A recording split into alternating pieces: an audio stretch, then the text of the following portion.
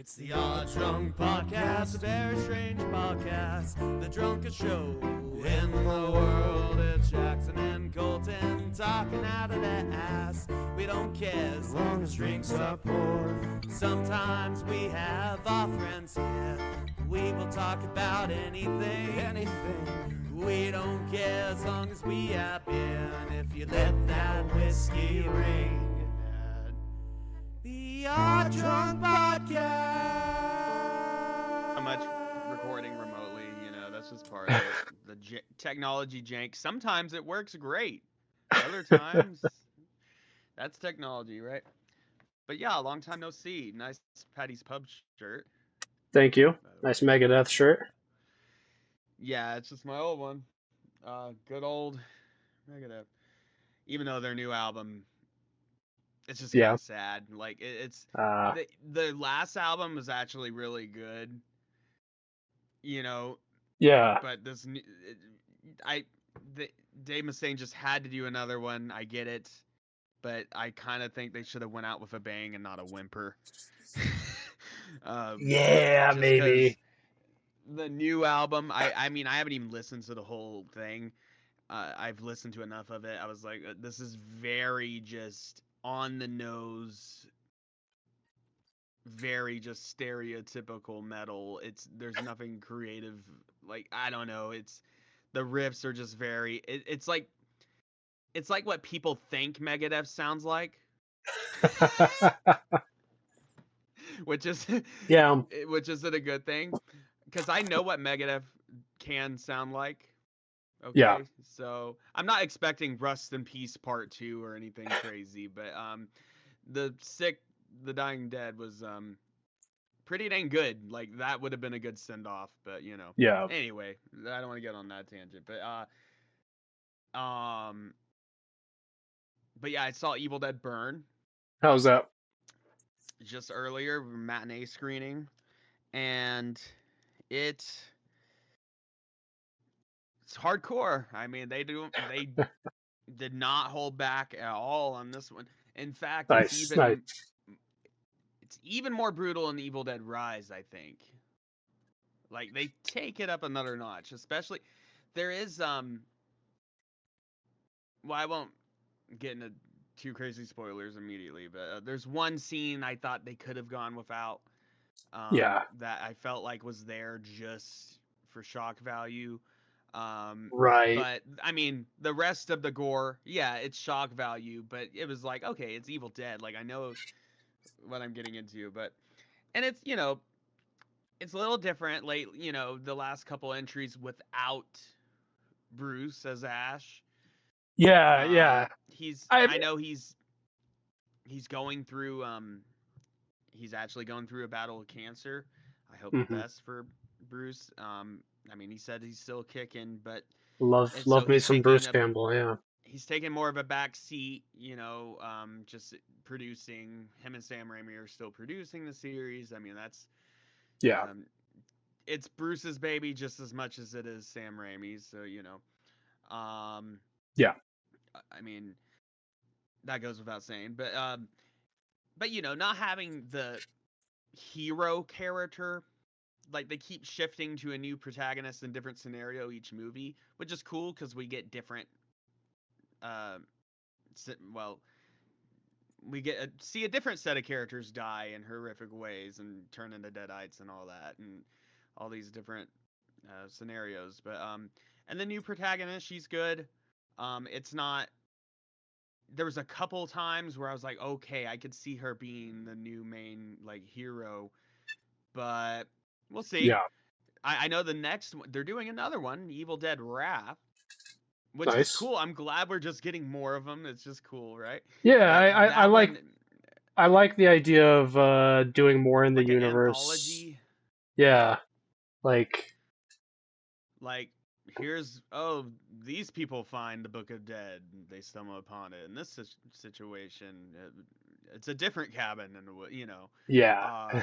I liked Evil Dead Rise, I think, because the setting was so different. It stood out on its own, being in an old high rise in LA, Yeah. on a rainy night, and the main actress, Alyssa Sutherland, I think, as the main Deadite mom. Yeah. Had a really cool performance in that. But this one, I think I like slightly less than Rise, but it's definitely more brutal than Rise. So if you're someone that likes gore and all that, you'll have a you have a fun time.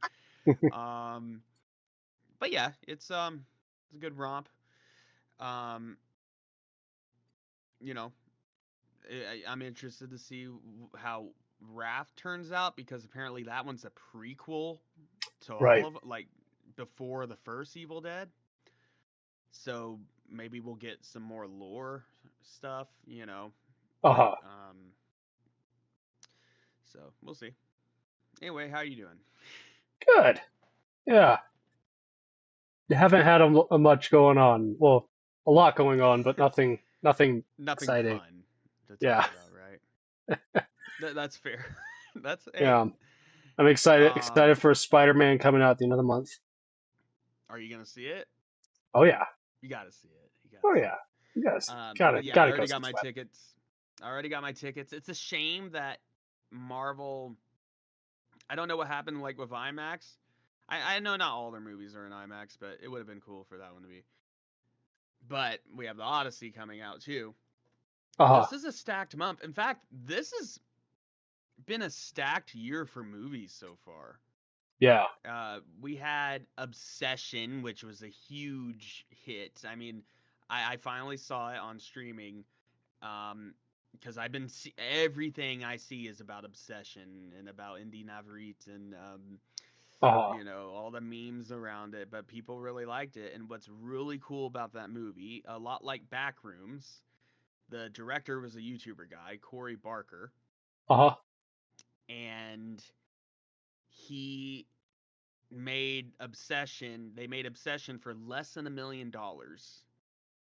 Then it got bought by Focus Features and Blumhouse for like Hmm. 15 million, and it actually broke ET's record of a movie that continues to make more money each weekend.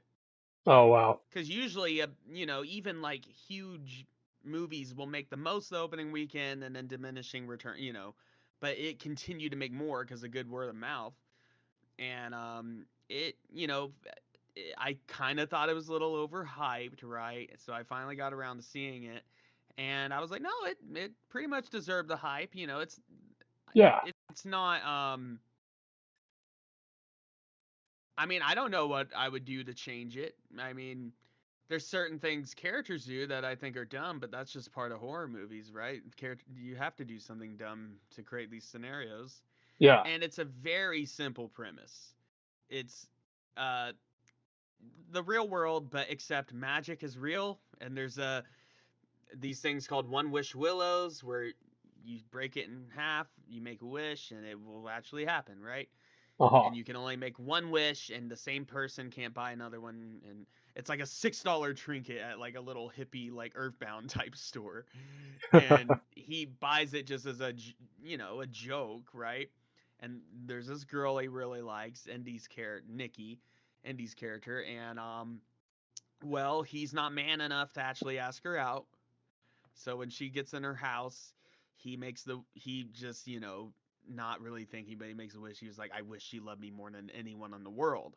Well, his Yeah. wish comes true. She immediately comes out of his house and wants to come. And at first he's like, this is awesome. This is the girl I always wanted. But then it's, the classic be careful what you wish for story. But it's the execution. I like when you take a simple premise and then you just execute it really well. Just really Right. good performances, good cinematography, editing. Like editing really helped the movie feel like more was going on, even though it was a simple scenario. Uh-huh. Um, and then Indy's performance, um, under the spell. Yeah, it's got some memes but it's also, yeah, quite disturbing. There's a scene she's standing in the corner and all doing all this weird stuff. They did the makeup artist did like uncanny valley makeup on her, so where it just makes her look subtly different. So like when Right. she's standing in the dark, it looks she almost, it kind of reminded me of like a Deadite or something. It was just really weird. Like not quite like, but yeah, there's a cool like uncanny valley thing, Yeah. and there's a I think the one of the scenes they showed in the trailer was when they're at a dinner, and he basically, the protagonist, quote unquote, even though he's actually like the antagonist really, because Uh-huh. he causes all this to happen. And even when he knows like she's crazy and under a spell and not in control of her body, because in her sleep she's like begging to be released or like to be killed, like, and he still goes along with it. So it's basically got some, Oh, unfortunately, some sexual assault type scenarios because right. she's not in control of herself, so that if you're sensitive to those kind of topics, this movie might not be the best for you. Uh-huh. um but it's it's a magical, the wishing premise, like, she's under the spell, um but the performances really carry it as well. Like, it wouldn't be it wouldn't have made it made $400 million on less than $1 million budget. I think all in all it was like around 700,000 or something that cost to actually make the film. Yeah. So we're definitely gonna be getting more. I heard the director, he likes the idea of doing like an anthology series, like different wishes, Uh-huh. and how it goes wrong or maybe sometimes goes right. Like, he was like, maybe I'll do just where it all works out. Like, um, but no, it's good. If I'm sure you've heard about it, right? Because Yeah. it's been everywhere.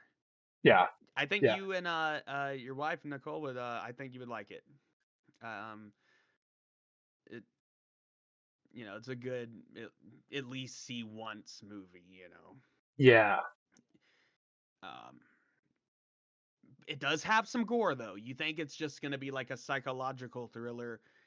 There's one scene that even I was like, damn, that it's cool how they did it, but I was like, damn, that sucks for that character because she was like the most likable character. So it some shock value, but no, it's good.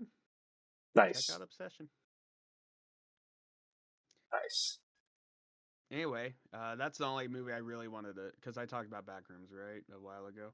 Yeah, yeah, It's we been a already little talked. while since we recorded. Yeah, a So few I've weeks at lost least. track of where we are. Um, anyway, I guess, do you want to watch a movie, Sure. or do you want? Well, we can talk a bit more, I guess. Right? Make a separate thing. I don't know. Yeah, I don't Cause have I can't stay up super late. um, okay, yeah. I guess we'll get into it, but for the commentary's sake, it will have to be a separate. Like, we'll have to cut. Yeah. You know what I mean? Like, start the episode when we do the commentary. Yeah. Um, but I'm also just want to talk to you as a friend. It's been a Yeah. while. Uh, but it's really cool that, I don't know if you saw, but um, people still listen to us, and even more than It's we ever had. yeah, Like, I'm it's like, been what? weird that like we've It's like not been super active. we've finally cracked the code. Like, um, I won't get into the specifics here on air, but like, it's nice to see, and it's cool that looks like a lot of people, we have Vietnamese listeners, which that's cool. Like, it's cool to Yeah. see that we have a global reach. I saw a lot of Aussies there. I don't have Hmm. a Foster's, uh, but I have an empty I'll drink one can on your somewhere arm. around here.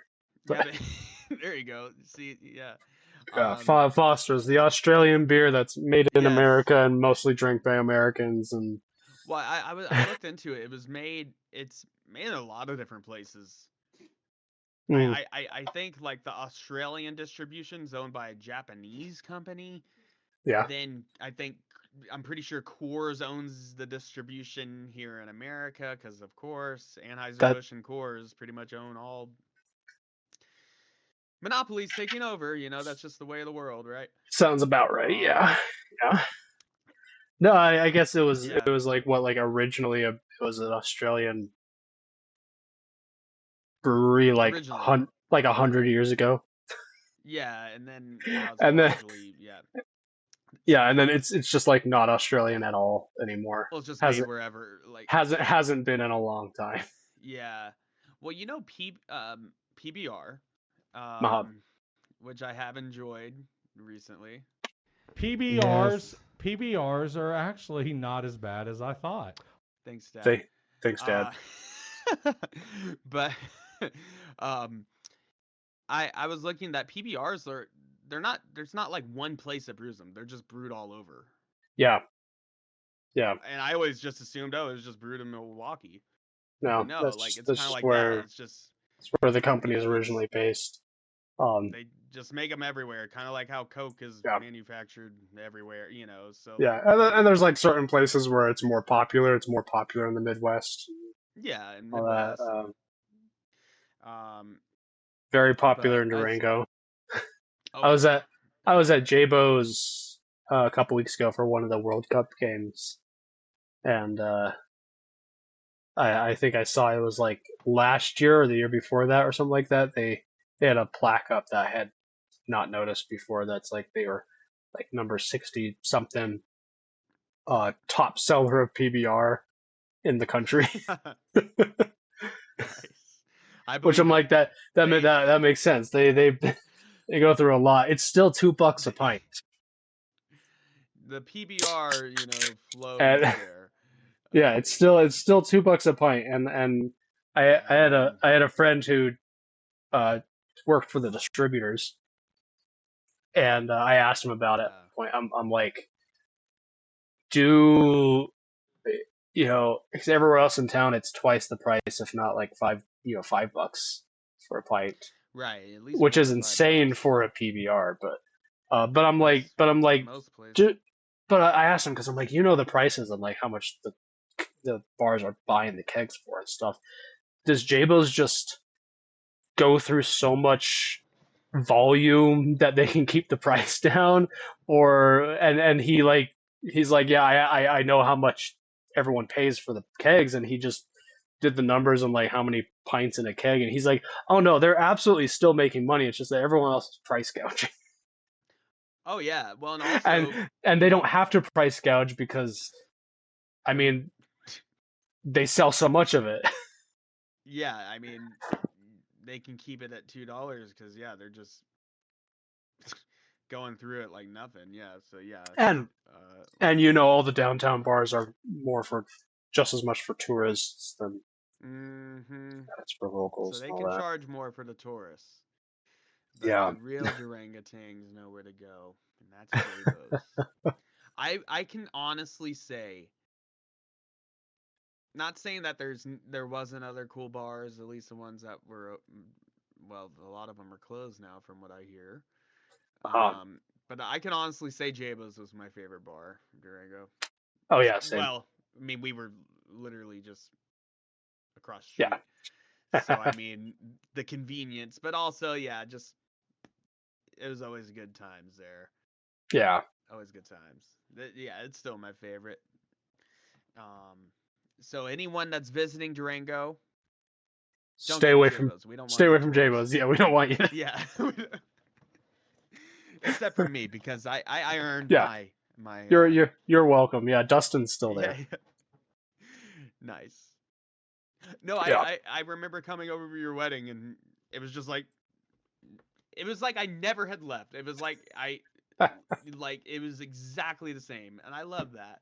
Yeah. You know, a lot of things have been changing, and a lot of places have closed down, but it was nice to see that Jabo's was still there, and it was the same, and Yeah. not, um, I guess, gentrified. Like, you need some, just a genuine dive bar, Yeah. Yeah. And I, There is a Scottish pub opening soon that I'm Nice. hoping it's gonna be really good. Yeah. Yeah, I hope for it because next time I visit, I mean, every time, well, while living in Durango and especially visiting, like every time I'm like, damn, I miss Irish Embassy. Like, Yeah. yeah, was it the best, most authentic, like best Irish food? I mean, it was good, it was solid, but it wasn't like, you know, some other places I've been. But it was a cool hangout, a really cool pub. The Steaming Bean was a ton of fun. The open mics, it Yeah. was good times. It just sucks it was so mismanaged, Yeah. and then COVID was the final nail in the coffin. It seems a Yeah. lot of COVID really put a hurting on small towns like that, and well, just Yeah. everyone, not just small town, There's but there's there's a there's a this little small town in Northern California called Great Eagle, and it's kind of like in it's kind Cali, of you said? yeah, Northern Okay. California, and it's kind of a resort town, but like it's like if Bayfield was touristy. I don't know how else to describe it, but I it's gotcha. very rural. But a lot of it's the business is tourists come stay in a hotel or stay in a cabin or something like that, and yeah, go fishing, go horseback riding, stuff like that. that's And kind of like and and I'd go up there for Memorial Day as a kid. nice. Last I heard is COVID basically killed the town. Yeah, Like all like maybe some of it's recovered since then, but like all the businesses went out of business. Like is a shame. yeah. I mean, yeah, COVID changed a lot. Um, Yeah. I don't think business will ever go back to usual. And then AI just blowing up a couple years after that, and now Uh really just AI is. I remember when it was like a novelty, right? I remember yeah. when we just played around with it, and it was just a novelty. Like it was just um, a cool kind of fun thing to Yeah. mess with every once in a while. We would do an episode on, but now it's not even a fun. Like if we did another AI episode, that would be the most It lazy. Like it was it already would lazy, be but it and it would be hard there's to no do an fun. episode. Like And even if it's we everywhere. It's even if we unavoidable had and it's everywhere. even if we could have some fun with it, it'd be hard to do an episode about like doing that and not end up on the topic of like what AI is doing. Like it's hard Well, to that's avoid, and but like also the it would just fact that it's pretty much built into everything now. It's shoved in our face all the time. Like literally can't avoid it anymore. Like you yeah. try to do just a basic Google search and you're getting I the AI answer yeah. I at the hate top, and you have to scroll all the way down to get to real I website. Like I that's why I I hate hate that. that it's like shoved in your face on everything. I Yeah, I mean, don't get me wrong. It's a great tool and I have used it to my advantage. I even used yeah. it to help set up my pedal board and like help like I things like that. I do use it every But once in a while, but I try. I don't know. I hate that I it's shoved in also your face. That it's like yeah, that's what gets me. That's why yeah. I debloated my whole.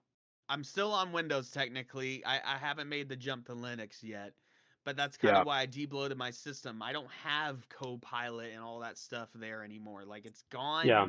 for good until I get a forced update where I have to remove it again. But And it's so like far, you hear these like companies, these CEOs and stuff, like talking about how AI is it's a good thing. unavoidable. It's unavoidable, and it's the future, Yeah. and it's like yeah, it is unavoidable because guys keep shoving it down our fucking throats. Speaking of playing with AI, It I do would have be some. it would be avoidable if you gave us the option to avoid it. I do have something funny to show you. I don't know if you've seen this. I hope I get the result that I usually get. Hello, ChatGPT. You're on a podcast right now. Can you say hi? Hey there, podcast world. Glad to be here. Okay. Can you? How many R's are in the word strawberry? Oh, There are 3 R's in strawberry. Oh, she got it right. Damn it. I, I, She I, I usually know said what 2 R's. I know what you're referring to. Yeah. Well, credit where it's due. Okay, shut up. Okay. Can I say something It's also about smarter chat now. It's about these updated. They chat? can spell. I'm gonna say something about these chatbots too that is not ultimately important. Yeah. But you saw it happening there where you mentioned 3 R's and you heard the chat GPT goes, "Oh, I see the It keeps. I hate Yeah. how eager It's to condescending. how yeah It's. how it's like this weird mix of condescending and eager to please in how the Yeah. chatbots are programmed to respond. And this is Oh not yeah. this is just like they could change this. Like this is just how the this Or they say exactly a lot. Like yeah exactly. yeah and it's like that this is just how the like the marketing departments and the PR teams in these companies have decided that to have the chatbots respond. They could change it, but I hate it. I what was I doing? I had an example of this like not too long ago where I did like ask an AI something and it didn't do what I wanted it to do. So I responded in the chat, was like, "No, that's not what I wanted. I want this." Hmm. And the response, and every single response is like, "Oh, I see what you mean. That's a really Hmm. great question. Here's some." I'm like, "Stop it." Just stop. Yeah. Stop. I they must have updated it because it used to like adamantly say, and you can. There's a YouTuber that does all that, but there's some shorts where this guy asked it, and I tested myself, and it adamantly would tell me 2 R's in strawberry. They fixed it, I guess. But it there was another thing it got tripped on where I asked it how many days of the week have the word day in it. Yeah. All of them, right? And it would say, oh, it's actually only Monday, Tuesday, and then Thursday, Friday. Like it was like what? Like so. Don't trust it for everything. It's still for Oh, some reason I these chatbots I still get tripped up on the weirdest things. I But remember what I was doing. This was a few weeks ago. I was kind of okay, like I had this. I wanted to I was playing chess on chess.com, and I okay, thought I had the thought to because I have a Google phone, so it yeah, has Gemini's better. Gemini built in. Gemini's pretty good, but I like Gemini. I don't use it very often. I use it. I think the thing I've used Gemini for the most for is when I'm preparing for D&D sessions and I need some names for fantasy characters. I'll go on Gemini and be like, "Give me a Yeah, list of names for fantasy characters." yeah, But I decided to test it. I was like, I bet I could play chess with the AI. I bet I could type in, okay, pawn to e4 or whatever and to play a game yeah, of yeah, chess. like in the And you chat. can.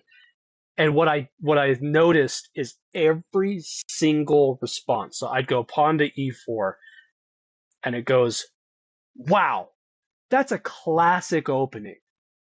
Good on you for figuring that out. I could respond in this way or this way or that way. I'm gonna do this," All the and it would details. Yeah. respond with you know,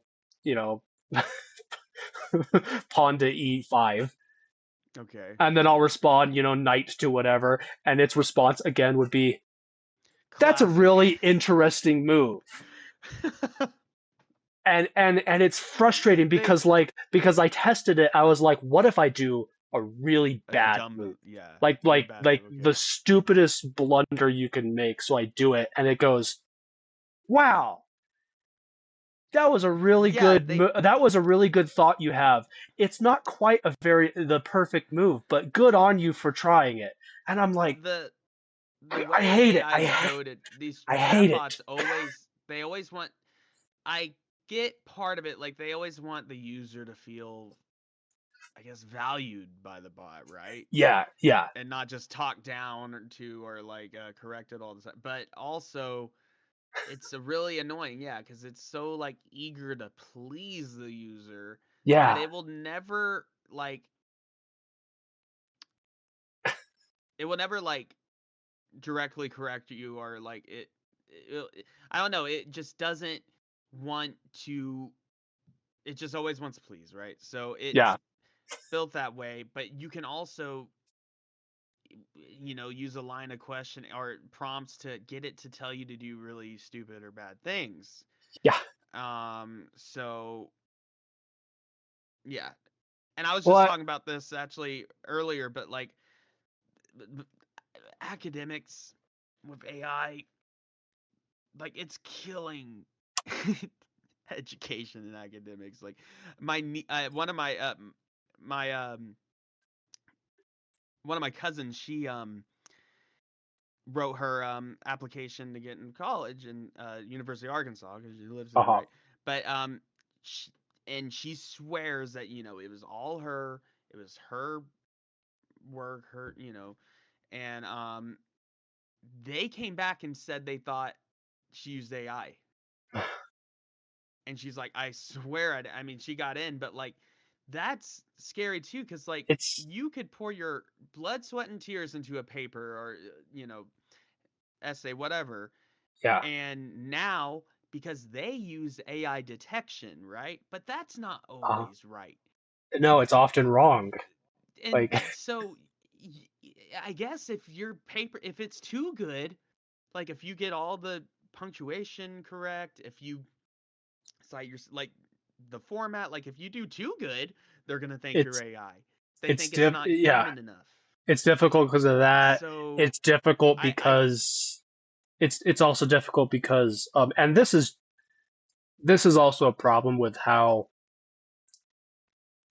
students starting from like middle school and they carry and students tend to carry this attitude into college and university as mhm, how we're taught in this, at least in our in Western schooling systems, you know, what like how we're taught and what we're told, like why are we doing this work, why are we doing these papers, what's the point, right. and which leads to you get students who they legitimately don't understand, like they're not grasping what's wrong with using AI to write your, Oh yeah. They're like they like, and what? like it's almost like it's like they're using AI and you go like, well, you used AI to write this, and they're like, so, and it's like that's not the That's point. really bad. But we're That taught, it's kids are yeah. taught or conditioned, not intentionally taught, but conditioned to be like, You're okay, conditioned to get good grades. exactly, we're like, you're in school to get good grades, you're doing this paper because it's an assignment, not And you because want to there's a get point to doing the paper. not an So intellectual, actual higher yeah, purpose. so And if you're conditioned to think like that, you wouldn't have a problem with using AI to write your paper, maybe. well, it's the same. Like, It's a similar. It's paying someone to write your paper for you, especially a lot of yeah. athlete, athletic scholarships. Athletes. No offense, but yeah, it's mostly them.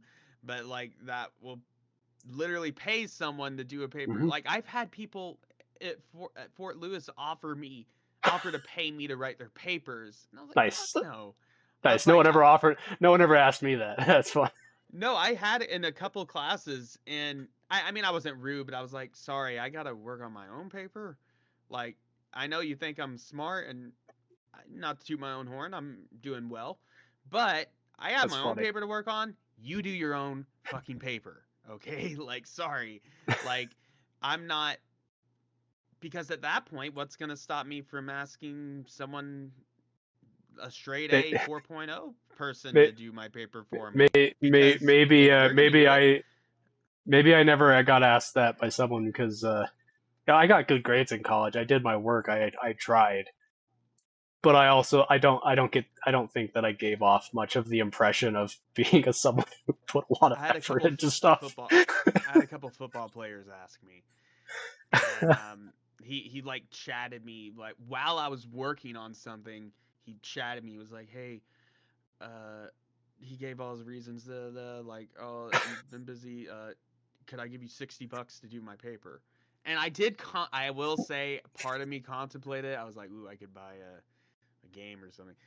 Yeah. But then my principles. Luckily, I still have a man of principles, and I declined because, well, for one, I don't have enough time to work on someone else's paper. I got to make sure I get mine done. Like, Yeah. sorry, but like that whole concept, cheating, paying Mhm. people to do your paper because you want to get a good grade. You're going to get a good grade. There's this expectation, and we put so much pressure in, um, we put so much like actual effort into just the grading system's has Yeah. hurt for a long time, the education system. Yeah. And now AI is just making it where it's like, well, if I want to get A on this paper, I'm gonna have ChatGPT help me, or Yeah. rather, Or have ChatGPT do the whole thing, and then I'm just gonna go in and make it and human enough, edit it enough, yeah. and And like then that. there's What are you learning? You're not learning anything. You're just yeah. And you're then there's literally doing busy work to get good grades, but you're not. and then there's issues too where like it's an issue in universities, but I feel like it's even more so an issue in like high schools. Oh, high school, yeah. And because like in universities you can do stuff like you can be held to a higher standard where like okay, Yeah. maybe you did use AI to write the paper, but you still had to do a bunch of fucking work to like cite your sources and actually make sure it like Mhm. worked because it's going to be I scrutinized a wouldn't lot trust the more. AI to cite my sources. Exactly, yeah. but but Or like I had a professor but man, who I he mean, emphasized. I had a professor who emphasized he was like he's like I do essays. I don't give you in person tests, and the reasoning is because what he would say is that in person test doesn't tell you how much you've learned. It tells you how well you panic for an hour. Um, but well, he would be he'd be like the he's giving you a grade on your papers based off of like he wants to like see that you actually learned something. So if yeah. you just turned in an AI slot paper that was like just a Dr. Fry? generic report, Dr. Martin. Oh, Dr. Martin. Dr. Fry was Um, also that way. He's a good yeah, professor. but they'd be like, you know, so there's like a standard there, or like Dr. Fry would do these tests where We do it in person. he would write a paper Yeah, yeah. and pull out words, Mm-hmm. have blanks in there. And he'd give you, and it was an in-person test where he'd give I you the remember, paper yeah. and a list of the words, and he'd go, "You have to Turn. fill in the blanks to show that you know what these terms mean." No, yeah, I thought that was And it's cool. And and you had to write like in like a few paragraphs in person too. yeah, And but then here's this, but that's like on the college level, and the problem is you could do that sort of yeah, stuff, but it's the like high school level. some of those tests and stuff like that are really difficult for high school level kids, and just because we're trying to get them not to use AI doesn't mean they deserve to have like their asses like handed to them on I mean, like trying to get a ultimately good grade. not everyone is academically inclined. I mean, they're Yeah, just trying to get their and it's GED. it's not fair. But It's not here's fair to hold them to that standard, and it's also not fair to hold high school teachers, to the standard of okay, you have to scrutinize everything so closely. yeah, right. No, it's tough. They Uh, already have one of the hardest you know, jobs. Like, not to be, and they're paid, yeah, little to nothing for it. yeah, But not to be doom and gloom. This episode's getting in a weird direction. yeah, AI does it, right? I I mentioned it in jest, and here we go. But not to be doom and gloom, but I do think honestly the education system, unless there's like actual government regulations put into place, I think it's so cooked, bro. I think Like so. I like what's to Yeah, like you could say, oh, you could tell, tell you don't use AI on this, I'll catch it, but that's still not going to stop them from going back home or going back to their dorm, AIing it, and then just like, okay, how do we make it, you know, yeah, more convincing? And yeah. like, there's You're no not stopping that. you're not So encouraging students to not use AI. You're encouraging them to learn how to make their AI slot undetectable. Well, yeah, now it's like, like It's Wikipedia was always frowned upon. You can't cite Wikipedia. And that's true because it's yeah, anyone can edit, it's open source but that's yeah. one of the great things about Wikipedia in my opinion. Wikipedia is not as bad as your high school teacher made it sound. It's still don't Honestly, still still Wikipedia's if I was a teacher now, I'd be like, use Wikipedia all you want, just leave AI out of it, I I honestly. I I had I had a college I use professor Wikipedia a lot. tell us to use Wikipedia. She was like, What? you can't cite it. I won't accept it But as you a can use it source, to but you can use it though. help, yeah. Yeah, as a And resource also, for you. if you're smart with Wikipedia, Yeah, they do cite sources in that. yeah. You That go to that's that those, she would do. She would say like and use then Wikipedia to find sources, to point you in a direction of where you should be looking for yeah, information. I would find It's the sources with yeah, Wikipedia often. yeah. Still You don't still cite the actual you still don't take cite the actual Wikipedia. page itself, but you go Yeah, down to the notes with the links and still take check out that Wikipedia source. with a grain of salt. Well, then you research But the source that the Wikipedia user yeah, used. You research that source, and if it's a good source, then you can use that as a source. So yeah, there's a smart way to use it, but you know, with AI, man, it's just like I don't know. I would hate to be a teacher now. I would hate to be a student now. Like yeah, because imagine you're just trying to just be a genuine, you're a man of principles or a woman of principles, and you do your genuine best to do the research and do your own work, and then you're just told, oh, AI detected. Like yeah. how discouraging that would be. Like, I mean, then eventually I'm not gonna lie, I'm sure there's a lot of really smart people out there that are just jaded and like, you know what, fuck it, I'm just gonna use AI to at least for I part of to help my I paper. Like, I know um, people who use AI to generate stuff, and they absolutely don't have to. I know multiple right. people who do that. I Well, like I know now like it's out they're there. drafting Like, something up. They use AI, and it's like, you know what? It's a tool. You have it, and I here's the guess. thing. I think I really, since AI, it's never going away. It's everywhere, right? Ah, The education system has to adapt to that. It's like, okay, we know you're going to be using AI. yeah, Basically, whoever can use it the best. I yeah. guess. I don't know. Like, because you still have to. I don't know, man. I think literally, now this is big talk, but I think humanity is at a crossroads here. Yeah, But I think we're already past the threshold. Like, AI has changed everything and will continue to change everything, and you have these fucking data centers that use millions of gallons of potable water that could be going to people, contributing more to pollute, so like and luckily some data centers have been like halted, stopped right now, but like I don't know, man. AI, I'm not saying it's I'm not saying it's going to eventually turn into Skynet or something. I think what really we're not there yet. I'm we're not not there yet, but then people. again, Well, so there's this. 5 years I ago we didn't think this would be happening. I'm not But what I no, convinced. what I wanted to say though is not that like that's going to happen, right? The true fantasy nightmare Terminator scenario. But Yeah, what's happening and what has happened now that it's a part of everything, it's unavoidable.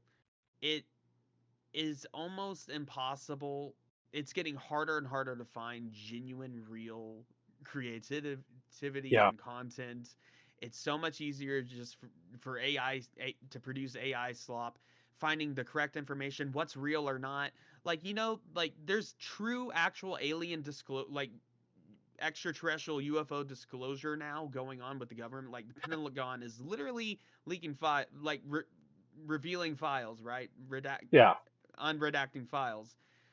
Like that should be crazy, right? But now it's like there's so many AI slop videos of I aliens and UFO videos. It's like, okay, what's real? Is that the real Pentagon thing?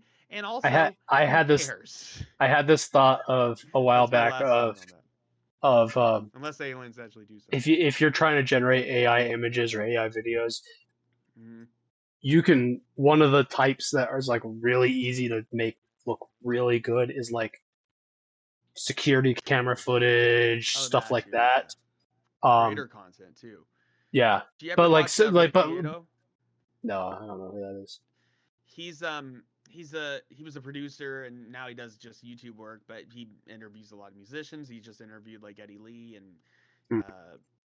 Alex Lifeson because they're coming back with Rush, which is cool. But like he does a lot of cool interviews. He had Les Claypool on there. Um, but he does a lot of like music content and about the music industry and like new music. And he's one of my favorite creators actually, Uh-huh. like YouTubers, because he knows theory. Yeah. He knows his stuff, and he's a real producer. Well, anyways, now he made a video about AI creators literally copying his set, his Uh-huh. outfit, and just having a different AI person there. And there's That's a AI, obviously AI video, but enough people watch it and think, or at least, or enough people don't care. I'm not saying everyone uh-huh. thinks it's real, but enough people don't care. Yeah. Where in the AI video, he was talking about different bass guitars, right? And bass techniques. But Hmm. the AI got tripped up on the word bass and kept saying bass. It's like there's several different types of bass. It's hilarious. But it's trying to, like, this AI slop is, it's so, it's scary to the point where, like, yeah, luckily it still trips up. There's still ways to see if it's fake just with your naked eye, right? You don't have to run Yeah. it through another AI to do that yet. But it is like the security footage cam, ring Yeah. footage Well, cam, like all that is I had extremely convincing, this thought especially on first glance. Is of I'm not a believer in like Bigfoot and stuff like that in the first place, Yeah, but I like the Bigfoot shit. idea. I like the You idea. like the idea of I like Bigfoot. reading about it and watching videos online and stuff. It's Yeah, entertaining. but I don't And think Bigfoot's real. I had Unless, this thought.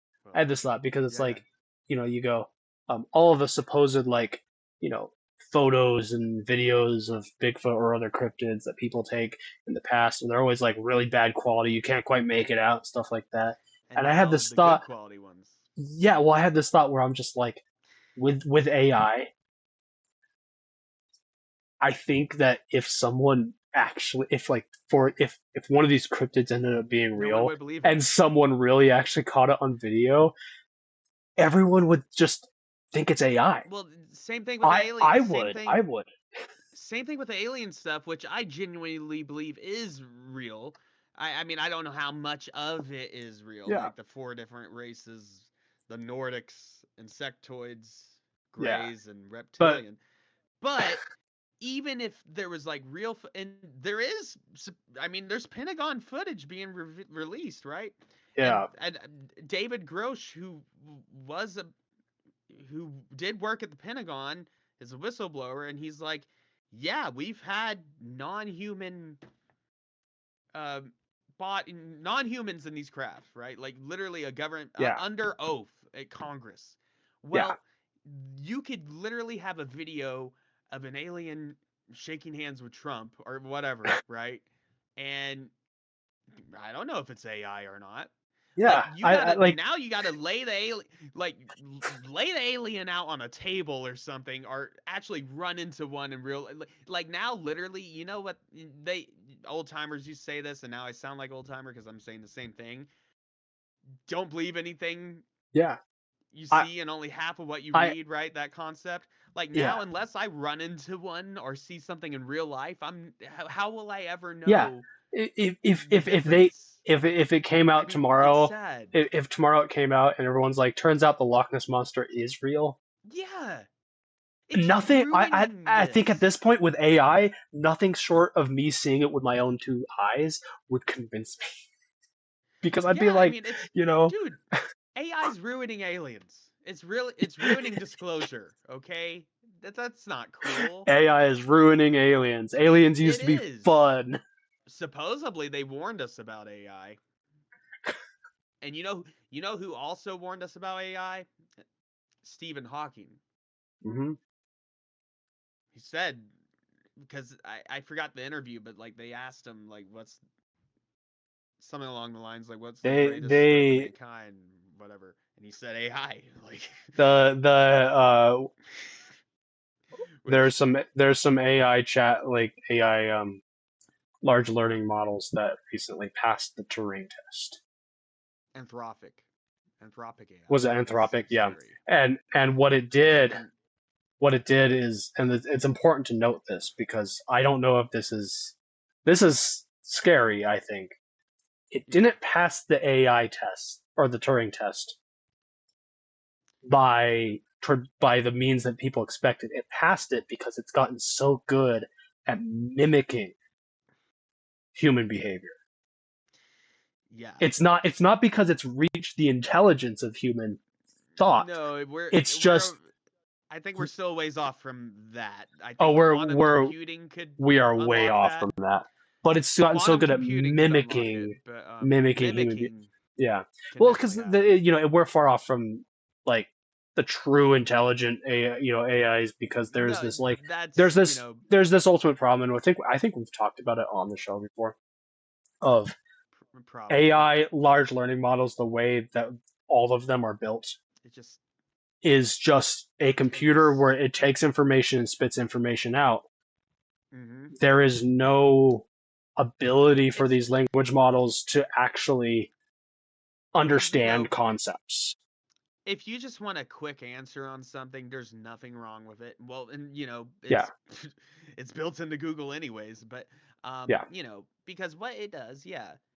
Now this is just extreme layman terms, but it like you said, when you give it a prompt, oh, what's you ask just a random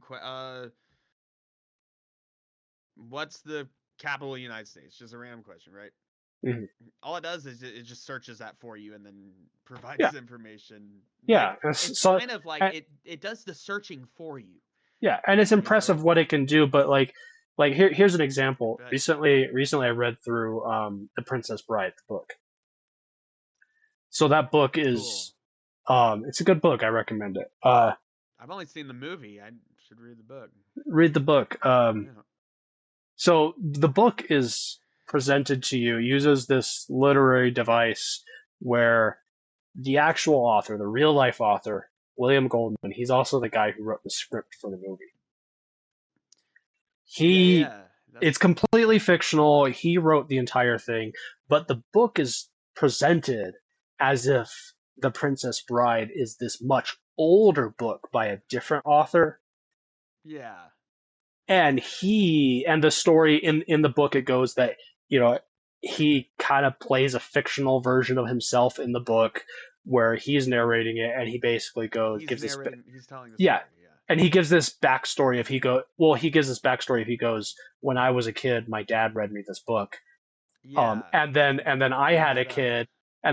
kid, and I had them read the book, and then my kid didn't like it, and I realized it because I had never read the book myself. My dad always read it to me, that actually there's a bunch of really boring shit in this book, and my dad would always cut out the boring shit.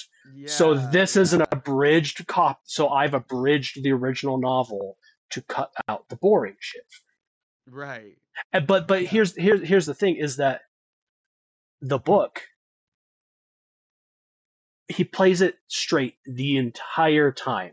Even the title of the book is The Princess Bride, abridged, the classic S. Morgenstein's classic tale of love and adventure, abridged by William Gold. That's even the title of the book. At no point is there this Right. moment where he kind of winks at the audience and says like, "Oh, this is a." No, he plays it straight the entire time. And Is where I'm going with this is that an AI, if it is not explicitly told and is not provided with the information that S. Morgenstein is not a real person and The Princess Bride was not a real book, mm, it thinks it would read this book it's real. and think it was real because it doesn't tell it, and Well, the AI and an AI doesn't have the ability to understand the concept of this literary device, because there are actual real people is who there have like been a cut of fooled. the Is there a cut of the Princess Bride actual with the born with everything? That'd be No, cool. no, there is not.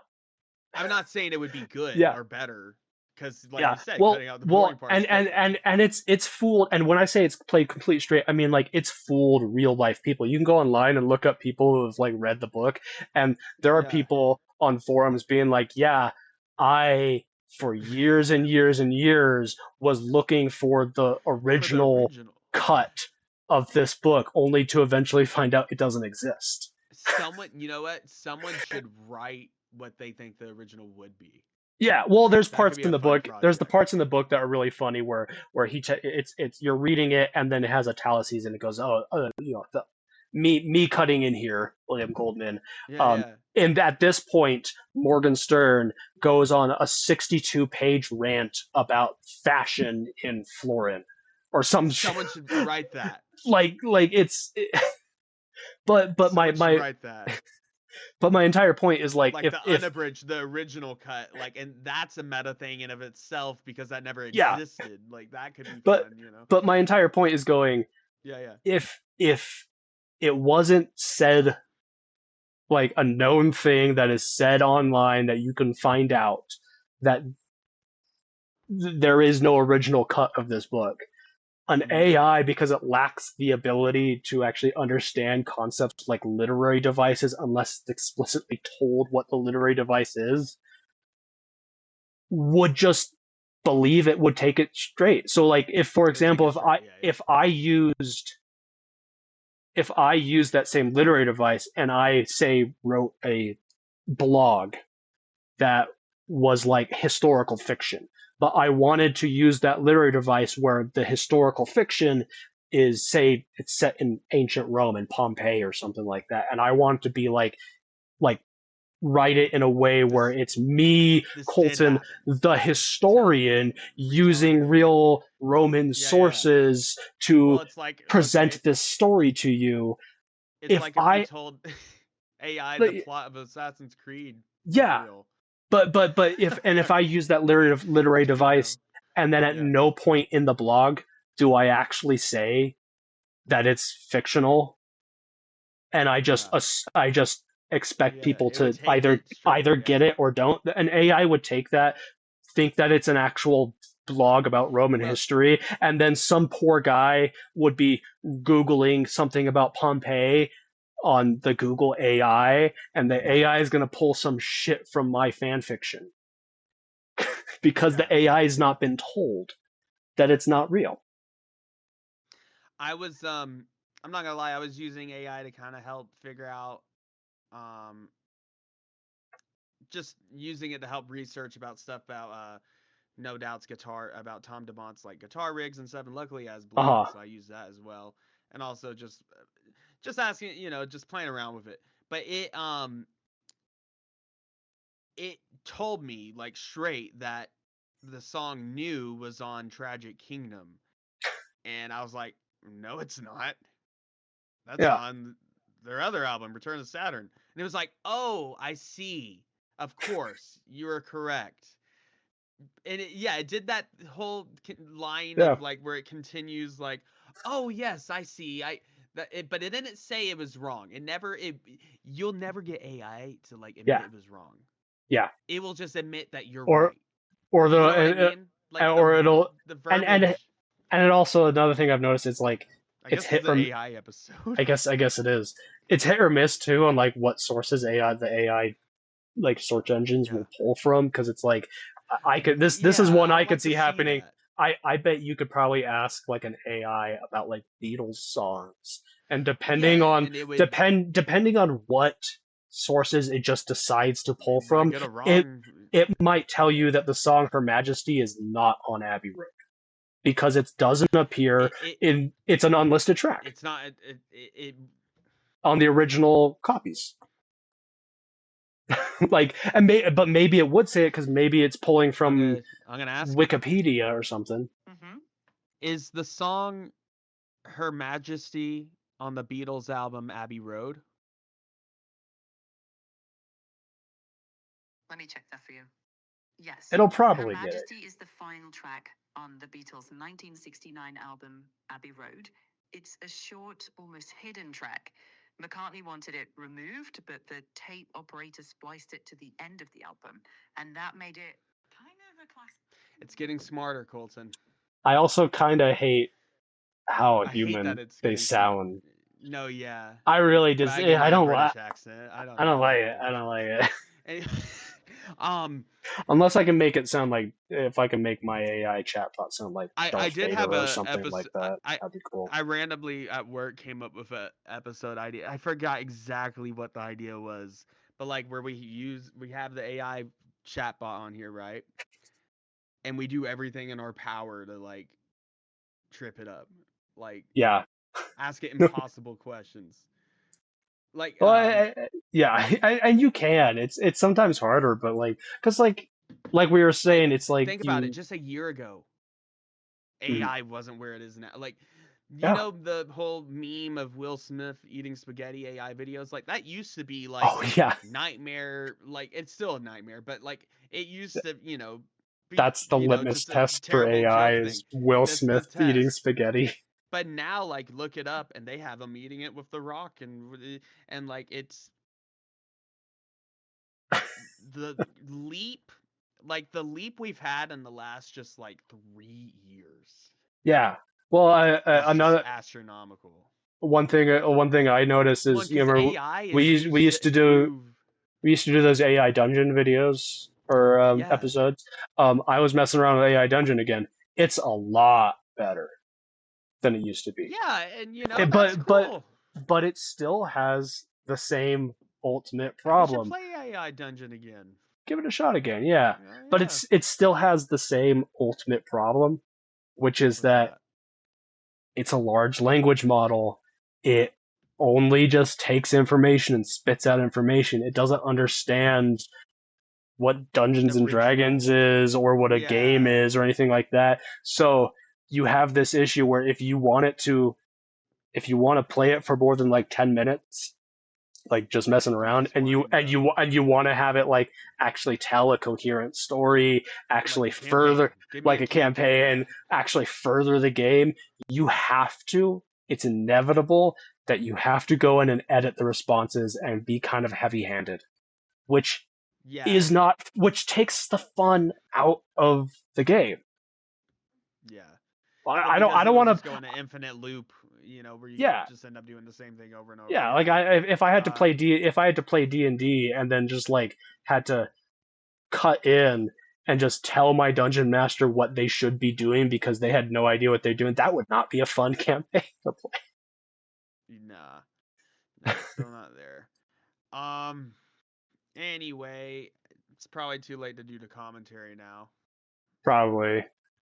So we'll just talk about other things. We're gonna do a Pirates of the Caribbean commentary, just not tonight. Yeah. But I do want to do that. Yeah. Because I'm in the pirate mood.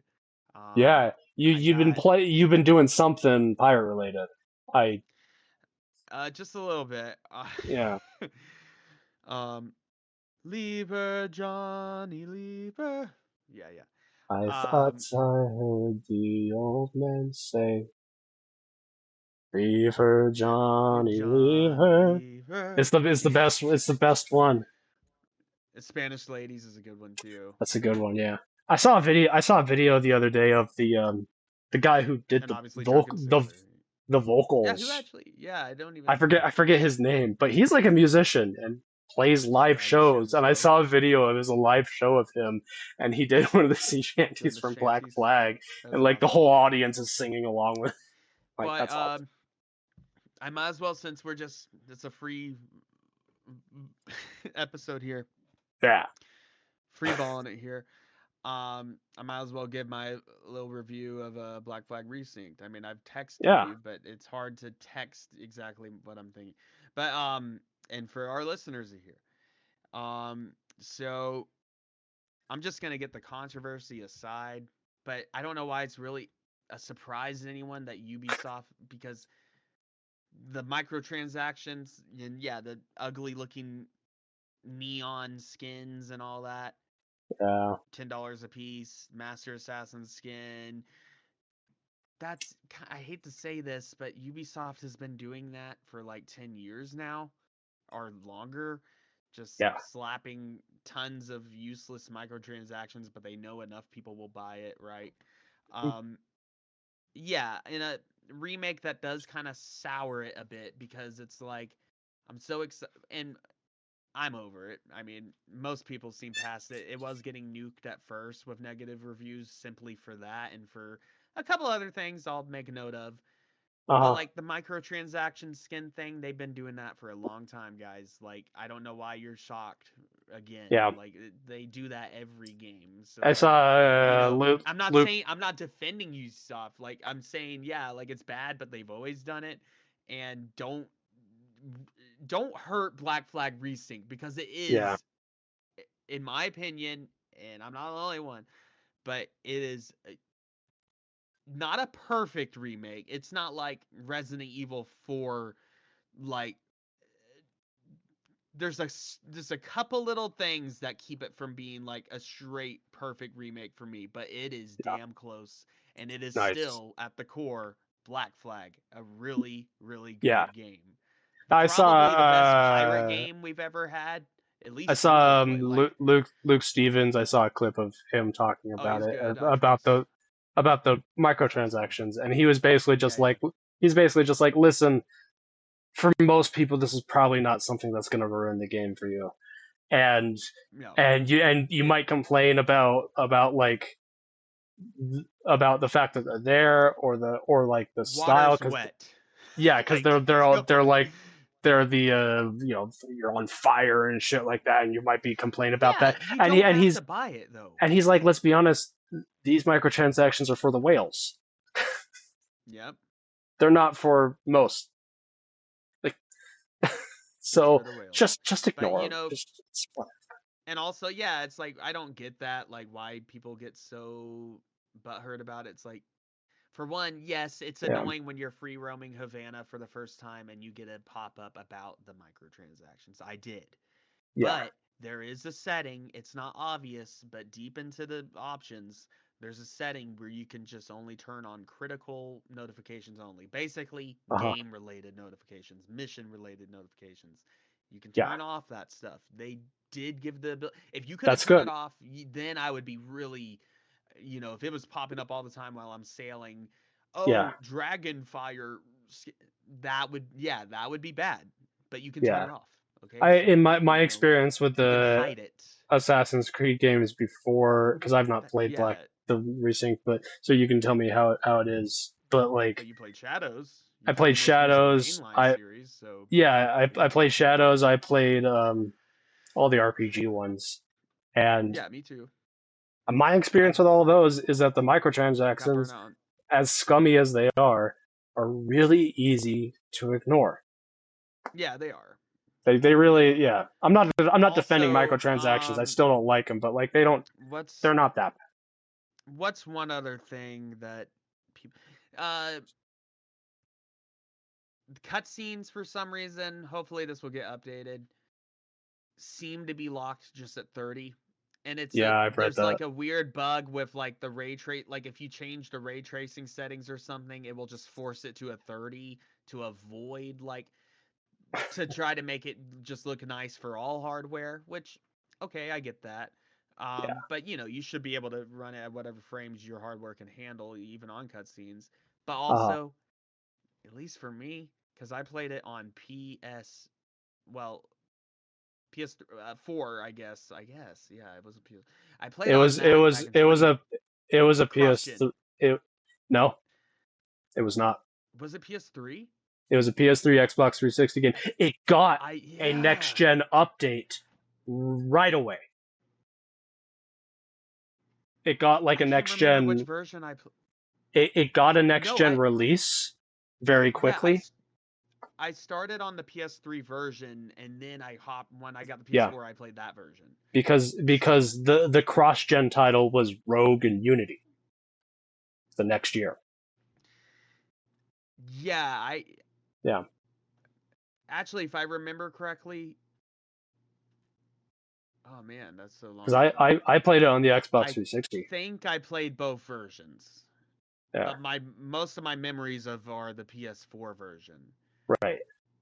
Actually, I think I waited for that game. I waited till I got the PS4, then I played that version. I think, if I'm remembering correctly. But either Yeah. way, I I played it bought back I, then. I bought it at launch on the Nice. Xbox 360.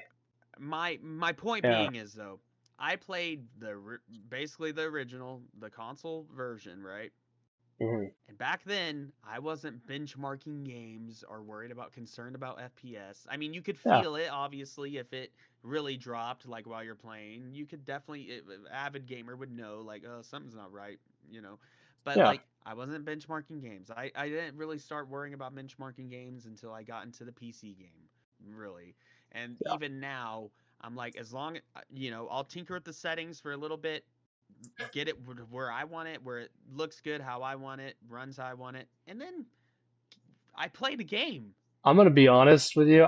You know what I mean? It was Just play the game. Stop. I switched to playing PC on PC after the Xbox One and the PS4 came out.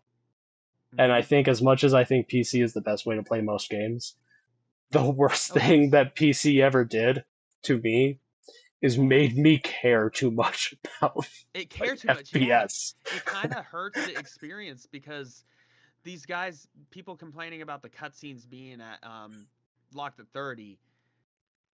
I really don't think you would notice or care if you didn't have your fucking GeForce, you know what I'm talking about, like with the FPS up at the top and if you had all Yeah, that, if you didn't have that showing all the time and you just play the game, when I'm playing on the I Steam don't think Deck, it'd be a concern.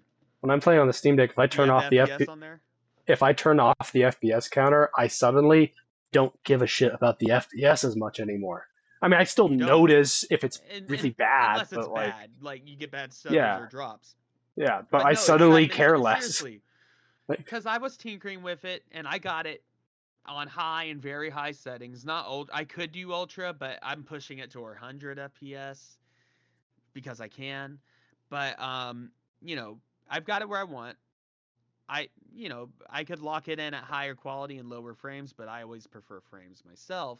But at the yeah, same time, I turned that off, right? The NVIDIA overlay. I turned it off, and now I'm just playing and enjoying the game. yeah. So when it goes to a cutscene, I'm not losing my immersion like, oh, my There's FPS dropped again. there No, I'm there's a actually couple enjoying the cutscene.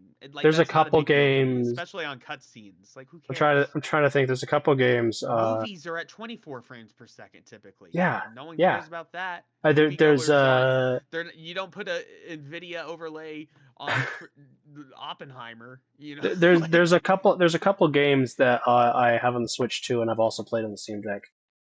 And some of them, like I think the Switch 2 version is actually runs better because it's optimized. AC yeah. Shadows is one of those. But there's a couple that I I think played on the Steam Deck. Cyberpunk is the one that comes to mind. Yeah. Is I swear that the Nintendo Switch 2 version of Cyberpunk plays better than the Steam Deck. I don't think it Yeah. actually does. I just think when I'm playing on the Switch 2, I don't give a shit about FPS as Because much. that doesn't. So I think it's just a You placebo. don't have an overlay. Yeah, You're just playing the game. I just think I think it's just a placebo. I think it's about the same, actually. But That's the other main negative thing I saw in like some of the early review bombs. Now it's back to like mostly positive.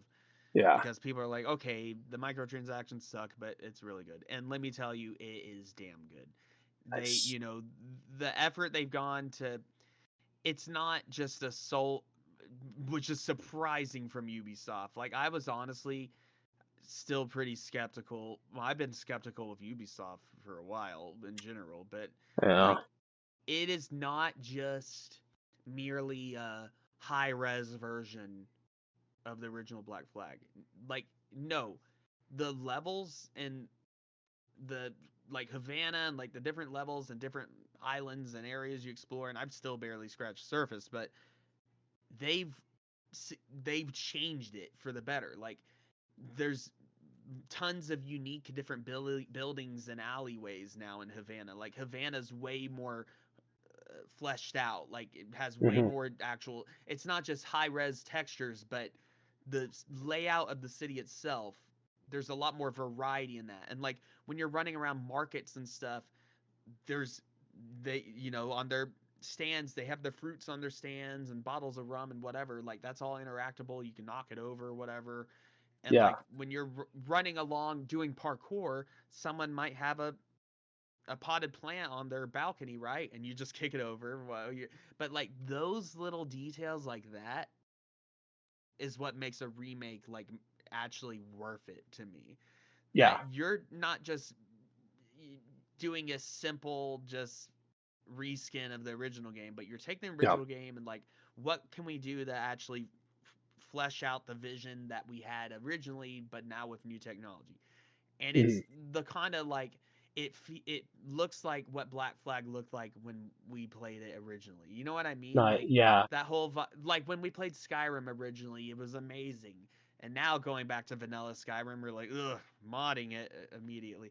But like it's like that feeling. And they add some new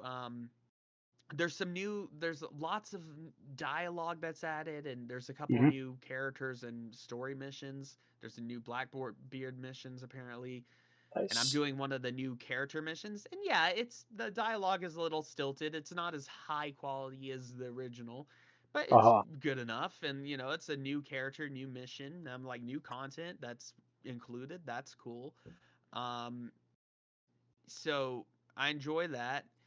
Um, and just the way the character models are insane. The hair and like um, but it's all familiar. But like I noticed the changes. I'm like this. I Yeah. know the layout of this level of this island of Havana, all this, but it's different, but in a good way. Like it's just really fleshed out. So that really struck Yeah. me. Now another thing that's different, and some people it's divisive, is the combat. Uh huh. I Yeah. like What? it. What do It's still easy. Like you? it's just easy. I'm playing it on the hard. You can tweak the difficulty exactly how you want it. So you can have like normal stealth and hard combat, or everything Okay. hard, or you can I have like that. you can have easy ship combat or hard ship so you can tweak the difficulty exactly how you want it and how you want to play the game. You can play it how it's normally intended, That's or cool. you can play Yeah. you can tweak it. So I I like that. I And I like they I do like that in the new Doom as well. nice. So you I can, like really detailed accessibility type of settings like that. yeah, That's cool. no, there's a lot of Like cool like because settings. you know Um, there are people out there that are like you have to play games on the hardest modes. It's like no, you no, should play games how you enjoy playing them, and you, don't listen to uh, anyone else. you know, I've kind of got burnt out. Like I definitely want to get back to the Dark Souls stream with you, but Yeah. on the super hard, like the Souls likes and just difficult games in general, like I've kind of got burnt out on that. Like I kind of, especially work and everything, sometimes you just want to play a game to unwind and relax. Like you actually just want to have a good time, right? You I just I've been like, I don't playing know. And I've there's been nothing playing wrong with that. recently Not Poke everything needs to be. I've been playing Pokemon ZA because it was on sale. Oh, okay. Which Nice. Pokemon games never go on sale. But Right. I had No, not I agree with played that. a new, and it's I'm enjoying it. It's I'm not going to go into it, but I I've been I've been enjoying it. But I hadn't played Can you grab a me a new Pokemon game please? pretty much since like the Switch came out. Um, Yeah. and before that, like I've point being, I've always just been one of those like I just go back to like the Game Boy Advance Pokemon games and just Yeah. replay those. And I've been playing Pokemon ZA, and the first thing I noticed is like this game is really easy. Yeah. Not like Pokemon games were ever hard, but I'm like, oh my god, Thank you. like. But I've been having fun with it because I'm just like I don't know, I just don't have a lot of time to sink into that No, shit. yeah, you want to, and like if I'm gonna put my time in a game, I just kind of want to enjoy it. Is that a weird thing to ask for? Yeah. Like I don't want always to be thinking at the highest capacity and getting the perfect frames on my dodge. I love Souls games, but sometimes it's nice to just like, and Black Flag's perfect. You're living the pirate fantasy, you know, Yeah. the romantic. You're the badass. Edward Kenway's a badass, and like, he's the suave, but he's also like so brutal in the combat, and I so love it has it that. has cool finishers and stuff. Nice. It's basically it's the sword play. You get the dual swords because that's Uh-huh. Edward's thing, right? The dual swords. Yeah. You get the pistols. You get rope darts earlier, and they have more utility, so you can yank Okay. enemies over, and you can like hang them and hang them and Cool. stuff. It's really Nice. cool. Um, but the hidden blades is only for stealth takedowns and for certain animation, Okay. executions, animations. You can't wield the hidden blades Ah, as their own weapon. They're more just a utility. I guess that's Which okay. But I guess lore wise that makes sense yeah. because realistically he wouldn't be just using hidden blades. No, he's gonna use his swords and his pistols. He's a pirate. Yeah. That's what I love about Edward is he's just a pirate that's thrown into the weird wacky world of assassins and Yeah. Templars, and he's just using it to his own advantage. Like, he poses as Duncan, and I love how they specifically tell you immediately that Duncan was an assassin that turned to the Templars. Yeah. So you don't feel bad killing him, right? And stealing all his shit. But I love that about Edward. You're just thrown into this, and it's good for new players that don't know anything about the Isu lore and Ancient One. Edward is that player Right. in the game. Like, you know what I mean? Like, it's like I just kind of want a cool pirate game, and yeah, the Assassin's Creed stuff is cool, but Yeah. I'm mostly playing it because it's a cool pirate game.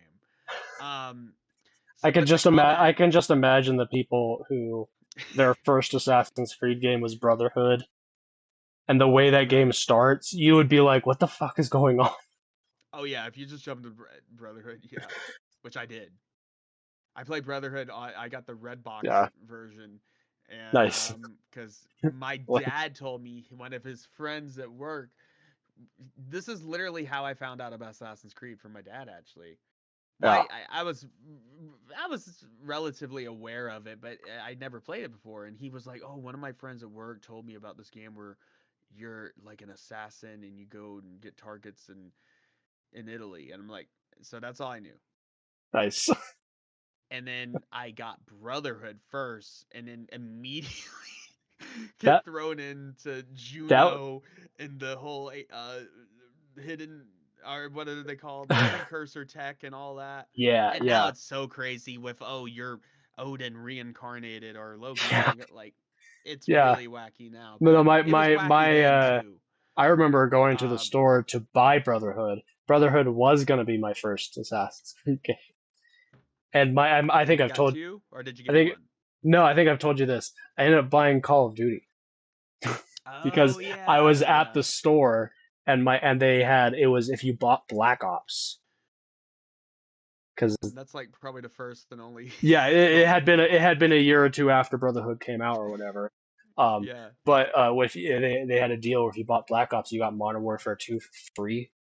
And my dad that's was at the cool. store for me because The good I'm times I'm in high school. He has to buy before the yes. dark You have times. to have a parent with you or whatever. Yeah, Uh, yeah, and he's like, I've heard it pointing to like Call of Duty. He's like, I heard these games are really cool. You should get that one, and it's a good deal. yeah, yeah, yeah.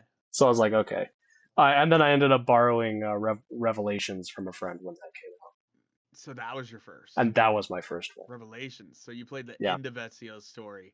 yeah, See, I started Brotherhood and then I went to Assassin's Creed 2 because I was like, okay, I like this. It doesn't yeah. make any Now, sense, now but it's cool. Revelations, Ezio's story is easier to follow. It doesn't just like it kind of fills you in at the beginning of the game a little And bit. it fills you in on the Altair story too. So, Yeah, but the it's Desmond kind of a, story yeah. is the most confusing Oh, Desmond story out of all the games. So I had no idea what was going on. and I see why they gave up on that, honestly. You know, Yeah. the original plan supposedly was Assassin's Creed 1. Okay, that was a hit. Okay, now 2 and Brotherhood were supposed to be the same game, but that was too much for the time to put in one Uh-huh. game. If they do like Ezio Resynced or whatever they're gonna call it, the Ezio trilogy, just do 2 and Brotherhood as one complete. That would be Like cool. I think that how it was intended, right? That'd be But cool. anyways, then the modern it was supposed to go to modern day, which I guess they Yeah. kind of slightly give us that with Watch Dogs, but not really. Yeah. But like it was supposed to go into modern day. You play as Desmond now after he's learned with the all the skills of his ancestors. Now you're ready. Now it's going to be a Desmond modern day game. But then Right. people didn't gravitate that, and I know there was different like writers that came in, and so like then they just leaned into like, no, this is actually just going to I be like a historical I fiction appreciate I series. appreciate the Desmond story arc, and I know a lot of people do, and it legitimately does have its fans. But Mm-hmm. but in hindsight, people people do this thing where they claim that something is so great and has actually always been An old great, thing's but great and the new thing but sucks. but when you actually Yeah. like people like to be like, oh, the Desmond story was so good they shouldn't have killed him off. They've abandoned the modern day. That's a shame. I've always loved modern day, and I see that overwhelmingly people say that, like old fans of the games, and I go, Yeah. no, that's bullshit. I remember when those games were coming out, Oh, everyone people were hating on the hated the modern. modern. Yeah, it was a joke that Hey, people would be one like way or be another, like just click through the modern day segment so I can get back yeah, to playing as get back to Ezio. Ezio. Like, I was the same way. Like, yeah, one way or another, people have hated the modern day Assassin's Creed. It's just a different group of people hating it for different yeah. reasons. I appreciate the modern day stuff in hindsight. On replays, I appreciate it a lot more than I used to. But Yeah. no, let's not Well, pretend that people liked the modern day stuff. uh, there's virtually no modern day in Black Flag Resynced. Nice. They don't even like. Honestly, I thought they were just gonna redo the same exact modern day they did in the original, right? Just be as true to the original as possible. But no, they were like, no, we know people just want to play as Edward and Yeah. steal Black Flag Desmond. also has one of the Like, weirdest modern day it is segments. one of the weirdest. It's all meta, and it's like it's Turbo is Ubisoft developing the game, Yeah, and it's weird. there is Although I do really a enjoy. tiny bit of modern day stuff in it, but it's mostly just like the Animus Hub thing or Oh, whatever, yeah. codex Like secrets. Anyways, like getting back to the combat, can I get back to the combat yeah, for a yeah, second? yeah. Yeah. But um, the combat. So you got the pistols, you got the swords. The swords are your main form of combat. You got the uh, rapiers, the swashbuckling swords. The broadsword. Heavy, medium, light. It's just like the original game, but it's got the parry Uh-huh. system like Shadows, Okay. dodging, parries. But there's also a lot of cool stuff you can do. Like you can do leg sweeps. You can Ooh, do cool executions. Like it's good. It's just different, and people don't like things that are different always. No, and yeah. never everyone's gonna agree on it. The original combat wasn't the greatest. It was No. easy. It was just the classic Assassin's Creed counter-based combat. Like, let's be I honest, we actually didn't play I that for the actually combat. I actually remember when it came out thinking that the combat was a downgrade from Yeah, AC3. yeah, it was. I think Um, you play Assassin's Creed for the cool parkour and for the exploration. I yeah. think, and the Like historical I setting. like Black Lives Combat. It's But fun enough, but no, yeah, yeah. but it wasn't like the best. So people are, wearing nostalgia lenses about the combat. But anyways, the most upsetting thing that for me and most people is that you can't just pick up a musket or a different weapon. Like, no, you just use the swords. Not at all. Your you use your swords, your pistols, your hidden blades every once in a while for yeah, and for assassinations, Mm, but you can't pick up a weapon. It damn. is not an option. So Yeah, that's a that bummer. I used to that's a like bummer. using the musket to snipe far Yeah, off enemies and stuff like that, and I used to just for fun, right? Hope maybe I highly doubt it. Maybe they add that in as an update. I highly doubt that though. yeah, Ubisoft usually just kind of, I mean, they'll do updates and story updates, right? But like the gameplay itself is what you get. yeah. Um, but I, so that is a bummer. But It's the not too. combat is really good and satisfying. Like the actual Yeah, mechanics and combat itself is good. It's just you don't have as much flexibility because you can't pick up random weapons and right. you know you so yeah, you're gonna be just sticking with the swords and some pistol gunplay, which they improved the pistol play as definitely, I think. Nice. Um, Now getting to the stealth side of things, it's a little better because you can crouch. Which going back and playing old Nice. Assassin's Creeds, I was like, oh yeah, you couldn't crouch. Like, Yeah, so feels you weird know in the old. that sounds crazy to say that, oh, I can crouch, so the stealth so much better, but the stealth is funner to play now. I And yeah, I guess recall. easier because you can crouch. Now he would automatically crouch in the grass, Yeah, but now you can crouch anywhere. I Oh, remember and when you the can put your hood on. You can toggle your hood at any time. I remember So when if you want to, I remember when they added the grass. yeah, yeah, that was That was cool. wild. Yeah, But and you can I toggle the hood at any time. So if you want I to be remember able, watching the E3 presentation of AC3 and them showing off that Connor can like hide and peek around corners. And I yeah, remember that's being like, "Whoa, that's insane." um. But no, so you can crouch, so the stealth is a little better and a little, but it's not any more hard difficult. Really, it's easier now because you can Yeah, crouch, so it's even easier. But I'm glad you can do it. And like, yeah, you get the rope darts, which so you can yank enemies over and then take them nice. down or pull them up and hang them on a tree. I recall Um, in the some of the showcases they did, they mentioned the shadows, like mechanic from shadows hmm being a thing. Is that something that's in there at all? Like what do you mean? Like you're harder to detect if it's dark.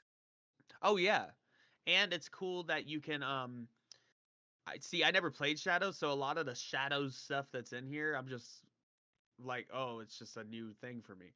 But Yeah, and yeah, it's cool that you can toggle your hood, right? Like, yeah, so if you're just sailing the seas or just like swashbuckling, you can have it down so you can see Edward and all his glorious his hair, right? beautiful hair. Or or if you're wearing one of the outfits where you have a pirate hat.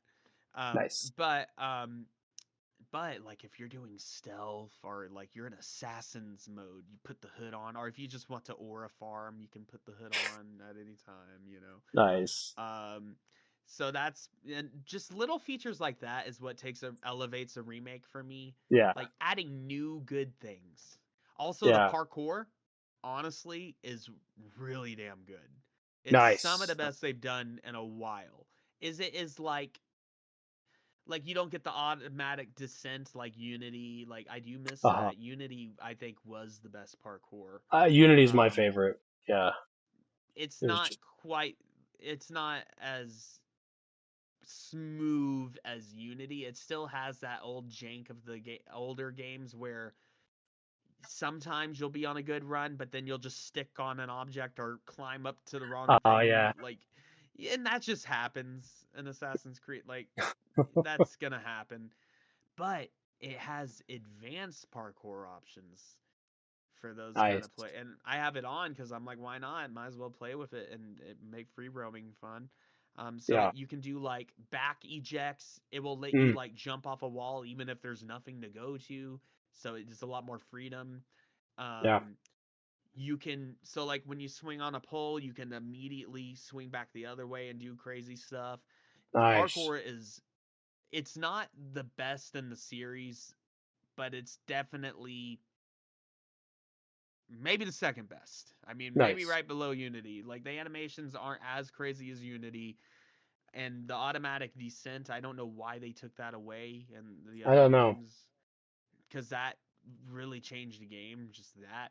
But it's pretty damn good parkour, and I've seen videos of people doing crazy parkour moves on Resynced, and it's pretty good. Like it's honestly it's still better than most recent. It's way better than the RPG parkours. Like it's Nice, leaps and nice. bounds better in Valhalla. Like Hey, Valhalla um, is fucking. this the most basic, and also in RPG, it's kind of like Breath of the Wild where you just can climb on anything. Yeah, Like no, yeah. Like this is like Shadows was definitely a step up for the parkour, but I feel no. like I heard Shadows Shadows was Shadows was yeah largely because they did two things: is that they made it so you can't just climb anything like Breath of the Wild. You have yeah to yeah think a little bit. And also like they gave you some cool tools and some cool like animations and stuff. Uh, yeah, and I think but this is an extension of Shadows like yeah, parkour. so like It's pretty good. Shadows was a step up. Like it felt a lot better, but also Shadows didn't have a lot of like I don't know. It's still one of the RPG Animations. games with like it's just this wide open maps. I And, I really I don't hope know. that the gameplay design of Black Flag Precinct is what they go with for next mainline games. It needs That to would be this. nice. Now, yeah, Yeah. I think the combat could be expanded a bit, but honestly, it's got good flow to it. You do cool execute. You feel cool. Like that's the Hmm. most important thing about Assassin's Creed is feeling cool and Yeah. doing cool things. Um, so that's honestly, in my opinion, the combat's really good. Although it is unfortunate, it is like it's missing that extra, freedom where you can pick up any weapon. That should have been in it. Like you should have Yeah. been able to. But the combat that's there with the swords and everything, the core combat is solid. It's really good. Nice. It's not hard, but it's solid. It's fun. It's fun. It's a power fantasy. Yeah. That's what these games are. They're power fantasies. Um, naval combat, pretty much the same. Like they didn't have to change the formula there. Like If it they ain't added broke, don't. things. Yeah. It's if it They ain't they broke, don't added fix it. they added new cannonball types, and you have a shipwright now. That's one of the new characters. I'm not doing Hmm. that mission. But like they added things and Nice. that improves on it, makes it and gives you a better toolbox because it's actually I think a little harder than Mm. the original naval combat. Yeah. Um, not like significant, not like where I really feel it, but it's not as easy breezy as I thought the original was. Now, yeah, when you went against the legendary ships and some of those forts in the original, that's where it gets hard. Uh, I haven't done a fort yet. I heard the forts are a lot harder now, okay. but you have a better toolbox to actually to Yeah. take care of enemies, dispatch ships Nice. and the forts. I never thought the Um, forts were all that. no, I heard it's harder now. I haven't I haven't fought a fort yet, but yeah, naval combat. I mean, if it ain't broke, don't fix it. It's pretty much the same, just with some additions, so that's good. Yeah. You know, and then also the story, it's the same, except without modern day, but there's some new things, so that's cool. That's Nice. good. Um, and yeah, I forget the voice actor's name, but he did do some new dialogue, do new lines, do some new Um. motion capture. Um, Matt Ryan. Matt Ryan, Yeah. and you can kind of tell when he speaks that he sounds older, like it sounds Yeah. a little different, but it's pretty much the same. That's only if you're really paying it, Nice. scrutinizing the details. Um, the um, so I lost track. Getting to the big part about a remake, the graphics. Stunning. Some of the best graphics I've seen in a game in recent memory. Nice. It's and yeah, of course it's going to vary depending on your hardware, depending on what you're playing on, but even and I'm going to get to the Steam Deck in 1 second here. But like it's good, like really good. And like I said, it's the details. Mhm. It's not just a high res version of the original. Like, no, they added new things and changed the layout of some things, but it still feels, it has that familiar feeling, but there's so many more details. And like when you dive underwater, the coral reefs, the variety of Mm. colors and different types of sea, I like I I don't know all like the I different, the like I coral think it's cool that you can dive anywhere. anywhere. That's awesome. And the and it keeps the same. I've seen people complain about some of the cutscenes where the characters look a little too well lit, like almost look too good for like being dirty pirates sailing the seas. But once you get into it and just start playing the new game and you get used to that, like Yeah. it's really solid in my opinion. I mean, like Blackbeard look like they all look.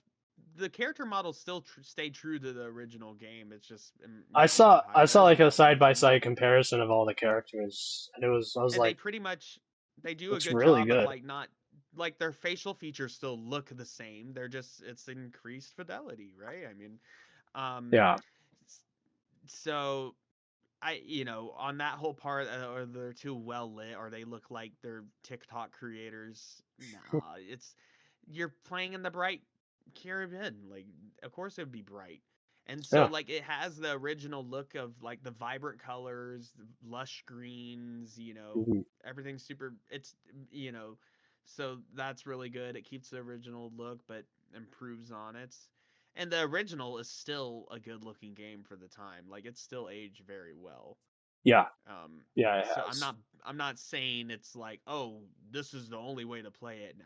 No, if you don't want to shell out, you know, $60 on this remake and you just enjoy the original, more power to you. Like the original's still good and has every reason to be played. Yeah. But if you want the new modernized and quality of life features and high fidelity, if you want the new graphics, you want to enjoy that, enjoy this game once again just with new technology, they did a really good job. And even on Steam Deck. So I have an update on Steam Deck. I know I told you it was kind of a bummer. Uh-huh. Well, I locked it to 30, which that is a compromise to FPS. Yeah. But if you want to have the graphic benefits of the remake, lock it to 30 and it's going to look a lot better on the Steam Deck. It's because I was trying to push it to 40 plus Hmm. and the settings were so low that yeah, I mean it still looks new, like it still looks good, but it also I was like I might as well just be playing the original on the Steam Deck at 60 FPS. Yeah. Because it's not that much better looking the original when you're running on the lowest settings. Like Yeah. it's slightly better, but not like astronomical like when you can actually run it on higher settings. But if you run it on handheld, they have the handheld settings. If you Uh-huh. run it on handheld medium, it looks a lot better, but you got to lock it to 30. Uh-huh. Okay. And it's Yeah. still not locked to 30. Yeah. It's gonna drop some. So and I've seen people that are like, I only have a Steam Deck, but I'm still buying it because I want to check. You know, you could play the whole game on Steam Deck and still have an okay time, but the Yeah. performance is gonna be compromised. I mean, and you're getting a I compromised I version feel of like the at that game. point I will just Just play the original stick to the original, and because you're I getting a compromise. know I I know mean, Ubisoft has not said anything about a Switch 2 port, but I wouldn't be shocked if they did it in 6 months or a year. I could see them doing a better port on the Switch too. Yeah, because that's what they did with Shadows. Shadows Yeah. came out. It ran surprisingly well on the Steam Deck for what it was. Yeah, Then I could a see that year looking later, way they better. yeah, and then a year later on the Switch 2, they did a port for that, and it's much better on the Switch 2 because it's actually Yeah, optimized for the Switch 2. I bet it will eventually get a That Switch 2 port, and that'll probably be the Ubisoft's been best surprisingly good about handheld that. version. That'll be the I best think handheld version. I think Ubisoft But when you're playing, they did that with Star Wars Outlaws. Star Wars Outlaws runs pretty well on the Switch Oh too. yeah, It's not playable at all on the nice. Steam Deck. Like, just Playable on what? it's on the Steam Deck. On the Steam Deck? Yeah, Star Wars Yeah, and Outlaws. it's It's funny. Like, apparently just awful on the Steam Deck, but the Switch 2 port's pretty good. Like, but then like Resident Evil 4 remake is amazing on the Steam Deck. Like, there's yeah, some new games that do work really well, and that's yeah, up to the how the developers optimize it. And I, I don't know. I guess the Steam Deck does really well on the new AAA games that are just like linear like experiences. yeah, Like, it does really well on Tomb Raider, on the new Resident Evil, like God of War, but like the big ambitious open world, like, yeah, that's when it runs into more issues. Generally, I've noticed. yeah, But to get around to my point, if you only have a Steam Deck and you want to play this game, you are playing a compromised version of the game. You might as well just stick with the original and yeah. either wait out for, like in your case, wait out for the Switch 2 version, or you're gonna have If to they shell do it, they out, might. Maybe they won't, but or you're gonna have to shell out a lot for a PC or for a console. which now, Otherwise, you're gonna be playing. right now, a lot of No, people yeah, can't. I'm just saying. Yeah, Yeah, exactly. So unfortunately, you either already have to have a PS5 or PS5 Pro or Xbox, or already have a good PC to hmm play the true version of this game how it was intended. If you're trying to play on a Steam Deck, you can. I'm not saying you can't, and I'm not saying you wouldn't have a fun time, but you're playing a compromised version of it, and that kind of takes away from the whole point of remake, yeah, in my opinion. Now, yeah, I did play it on Steam Deck, and I intend to continue playing on Steam Deck, like in bed and stuff, like just doing grindy type missions, and like where I yeah. don't really care if the performance is amazing. I can just grind, and and just sail and uh, do Collecting that for a sea while I'm shanties laying and in stuff bed. like that. Yeah, like doing that Yeah, kind of stuff. But like for the main nitty gritty, I'm gonna be on my PC, obviously. yeah, Um, but maybe an update or two down the line, a patch or two down the line, it might run better on the Steam Deck. That happens sometimes. yeah. Sometimes. Um, it is verified technically, but we know that's not. Like I said, you're playing a compromised version, but Steam's verified system is whack. It's just, now Skyrim's not verified on Steam Deck, and it has been for ages. And I forget yeah, because there's a new bug now I that don't was know. introduced with a new update. Like, apparently, if you like when you go to the name your character, it will just crash the game now for whatever reason. I've been playing That Skyrim sucks. on the Switch too, and so I haven't played on the No, Steam I Deck heard in a while. that's the only. I heard that's like the only reason why it's not verified anymore That's it. because of a That's stupid new bug that happened. of course Um.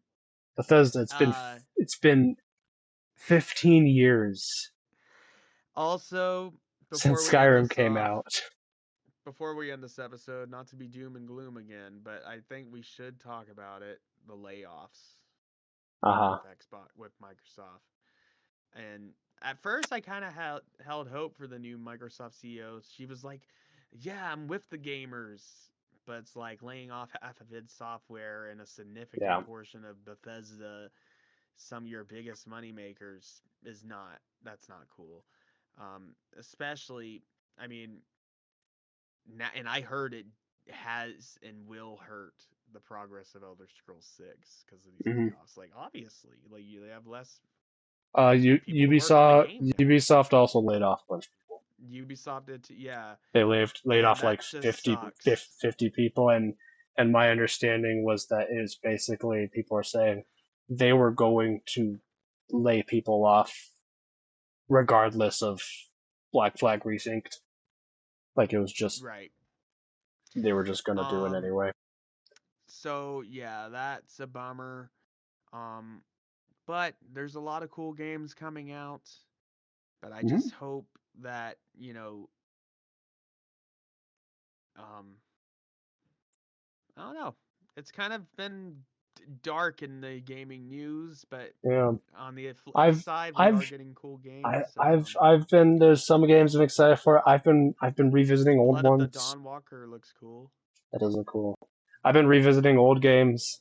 Uh, Yeah, I've been, yeah. is it weird that one of my most anticipated releases of this year is the Switch 2 version of Minecraft?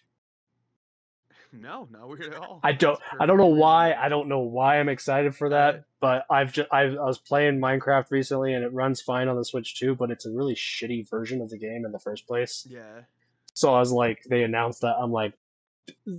that'll be cool. Um, I don't know. what other game? Obviously, GTA 6 in November. But we're Yeah. getting the Godzilla All Monsters or Godzilla Melee, I think it's called. Yeah, that looks The cool. one, and that's the only other game coming out that month.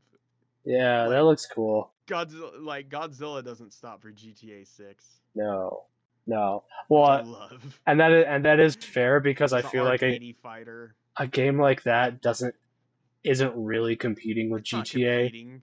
The It's people got who its target audience, the people who are gonna me, buy that game are gonna buy the game regardless of GTA. me. That's Yeah. and they know that. What else am I looking up to? Blood of Dawnwalker looks cool. It kind of looks like a Witcher type vampire Uh-huh. game. Yeah, it does look cool. Um, Yeah. and then Wolverine looks really cool.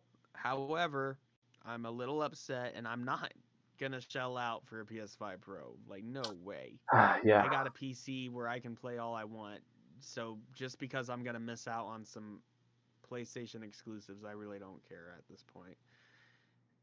Not that, I mean, Wolverine, I'll have it on the PS5, but I'll be playing a compromised version of it. It just sucks that we're at the state in gaming where it's like, if you don't shell out for the best hardware, you're not going to get to play the same game that those people It's are playing. You're playing yeah. a worse version of it It's because weird. It's weird because developers, it's they're not like trying to make games for everyone now. They're trying to make games yeah. for, I will unfortunately, the say, people and that I can afford it. feel like I've mentioned this. So this is a few months ago. Mortismal Gaming on YouTube. I don't know if you watch his videos sometimes. Oh yeah, I've seen some of his stuff. He got to interview Todd Howard, and Oh yeah. he asked him. He based one of the questions he brought him. He goes, "With RAM getting so expensive and the prices of new consoles and new hardware getting so expensive, a lot of gamers are not upgrading their hardware. They're just making do with what they have." Yeah, you And have to. he goes, I remember when Starfield came out, Todd Howard was like, "This is a game you're gonna have to upgrade your PC for." So his question was, he's like, "How are you I'm gonna have guys to. how are you guys handling this?" What and Todd Howard, he was not willing to say that you won't need a good PC to be able to run Elder Scrolls 6, but he did mention, he was like, "Yeah, we are seeing that. We are seeing that in our test groups and things like that in our that we're doing, that there's a widening gap between the best Mm-hmm. the industry standard hardware and what people are actually playing on." And he did admit, he was like, "As developers, we do need to Yeah, start you have to taking that address into an that. account." Meaning Yeah. that, like, if we make a game that you need the best hardware to run, you're not going to sell a ton of copies because people don't have that. Yeah. Well, and So that's one thing I've seen that's good with the new Microsoft CEO is that she is aware of that same issue as yeah. well, and that they want to keep the Xbox like at a reasonable price. Mm, But we'll see. Now the Steam machine, which I was excited for, I'm no longer excited for I'm not because excited it's for it. And basically you're just. I mean, I knew it was a compact PC, yeah. but now there's you might as well just build your own PC Yeah. or just stick with what you have, which is what I'm doing. But like the Steam machine, if it was around, and I get it, the tariffs, RAM prices, all kinds of factors, right? Hmm. But like if the Steam machine was in the even the $700 to $800 range, I think a lot more people would be excited for it. Yeah, you're gonna have the rich, Valve fans. They'll just buy whatever they have because they can.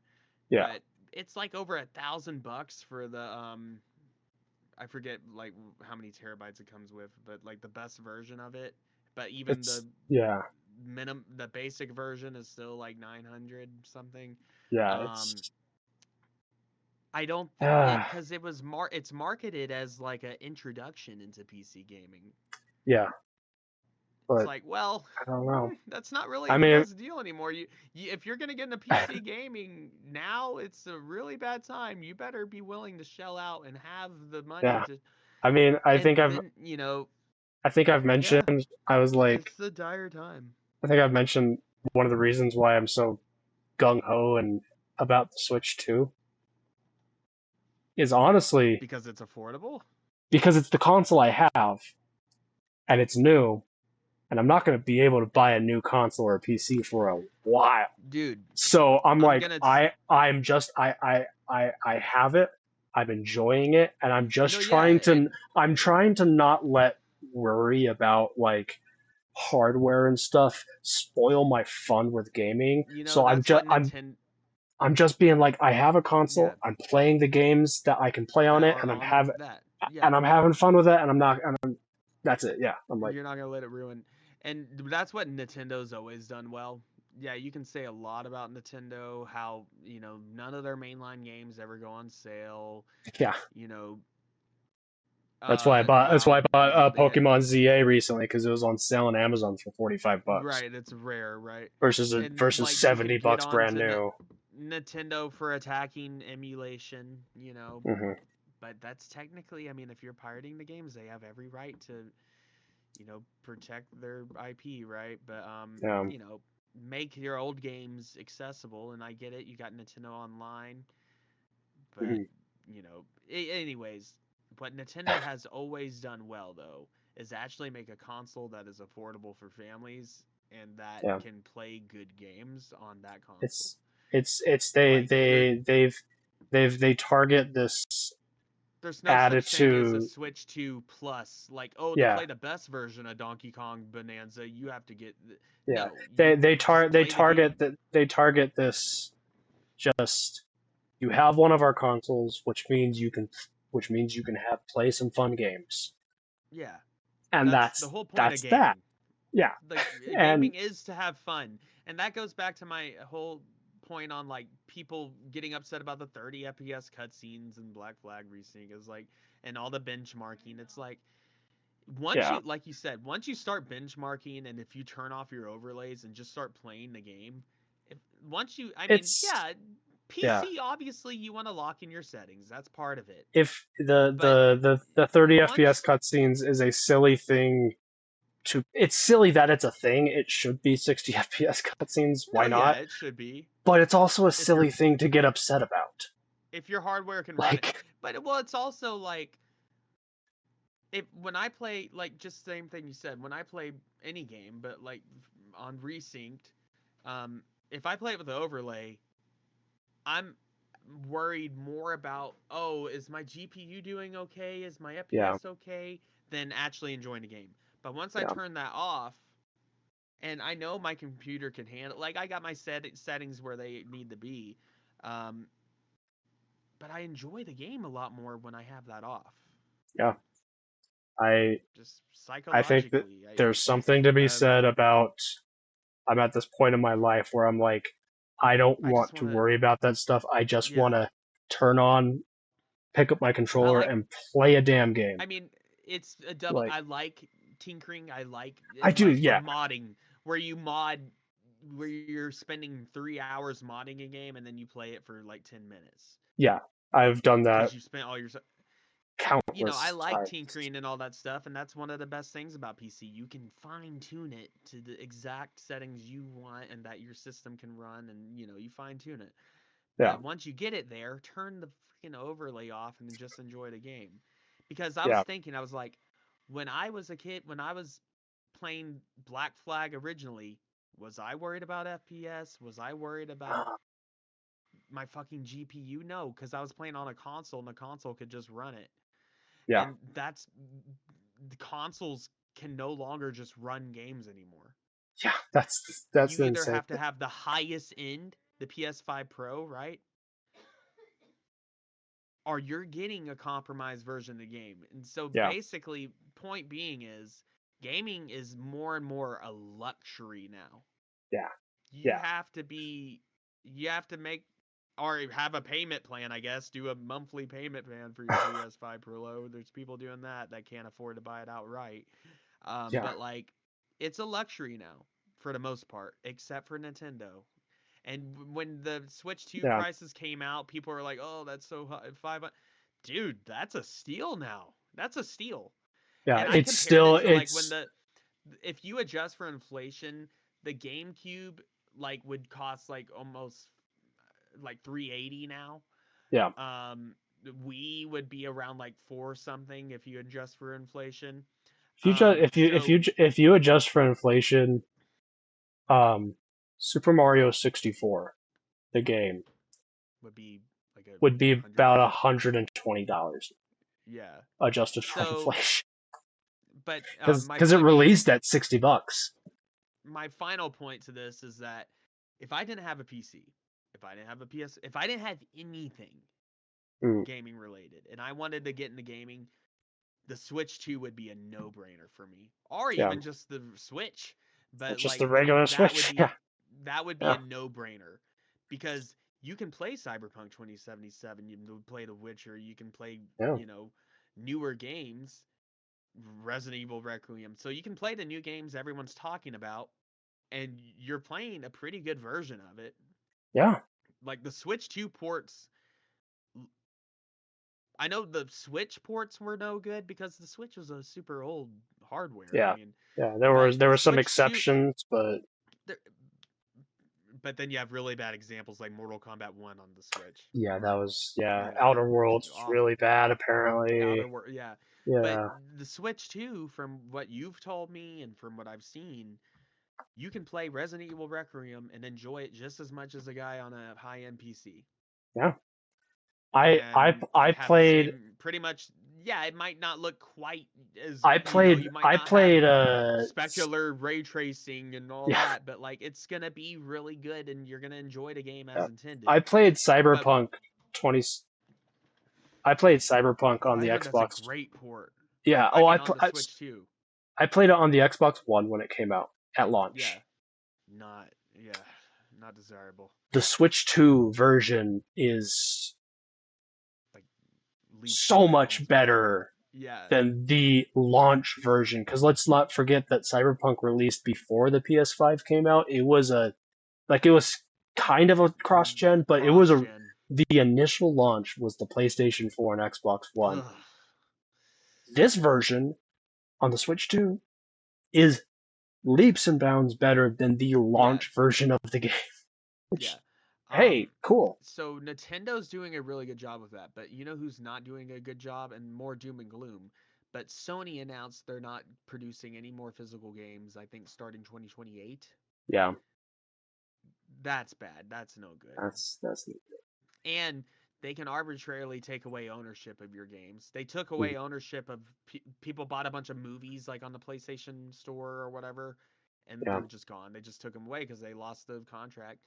And with digital games, and yeah, I mean with PC, I guess I'm guilty, but with Steam though, at least, and COG, is that or GOG, mm, how's it pronounced?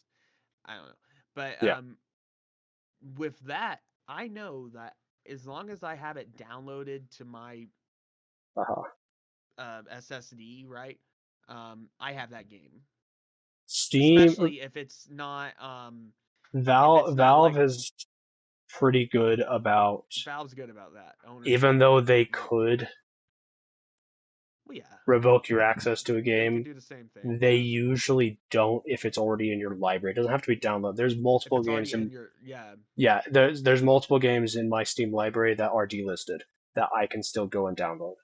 no, Valve's really good about that, Um, but Sony is not, and Sony yeah, has a Sony's track record of not being. And you know they Sony is just announced, particularly bad about it. Black Ops 1 and Black Ops 2 on the PlayStation Store now. It's like, oh, so now you're gonna just start giving us ports of games that we could buy physically, and Yeah, physical media I think really should be preserved. That's ownership. Now, yes, technically a disc is still a license. yeah, You don't own the rights to Skyrim when you buy Skyrim, right? Yeah. It's a license. But there's ownership to that, and that's just really just that's not good PR to Yeah. It's not. but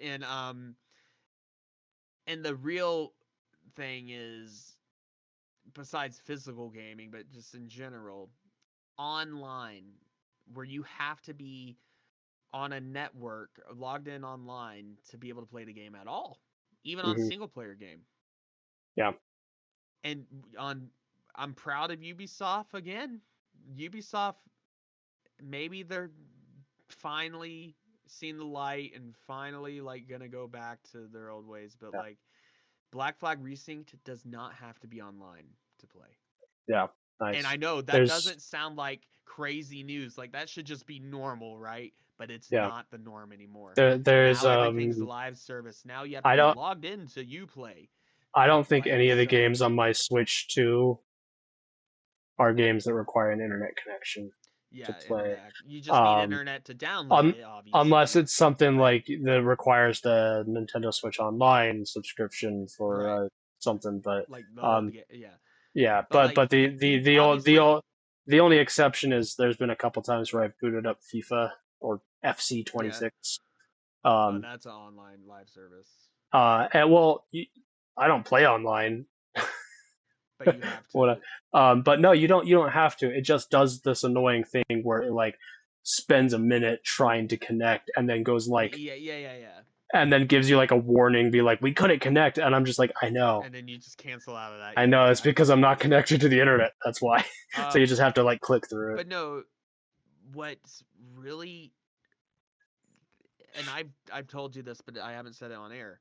PS5's my last PlayStation, and that's sad to say. I used to love the PlayStation, but now, like, I'm not even like I said. I mentioned Wolverine earlier. It looks cool, but I can't really say I'm all that excited because I know I'm playing the worst version of it because Yeah. games aren't optimized anymore for everyone. Their games are just made for the let's make the best graphics and ray tracing, but let's not consider every. And That's I get not it, you want to yeah. push the boundaries, but it is not affordable for everyone to push those boundaries. And yeah, I could get a PS5 Pro, but that would be a really stupid decision because I would be getting a PS5 Pro to play like 3 games. And then So there's this issue. And there's also this issue too of like graphics are every year they are getting better. However, I think at some point we stopped maybe caring.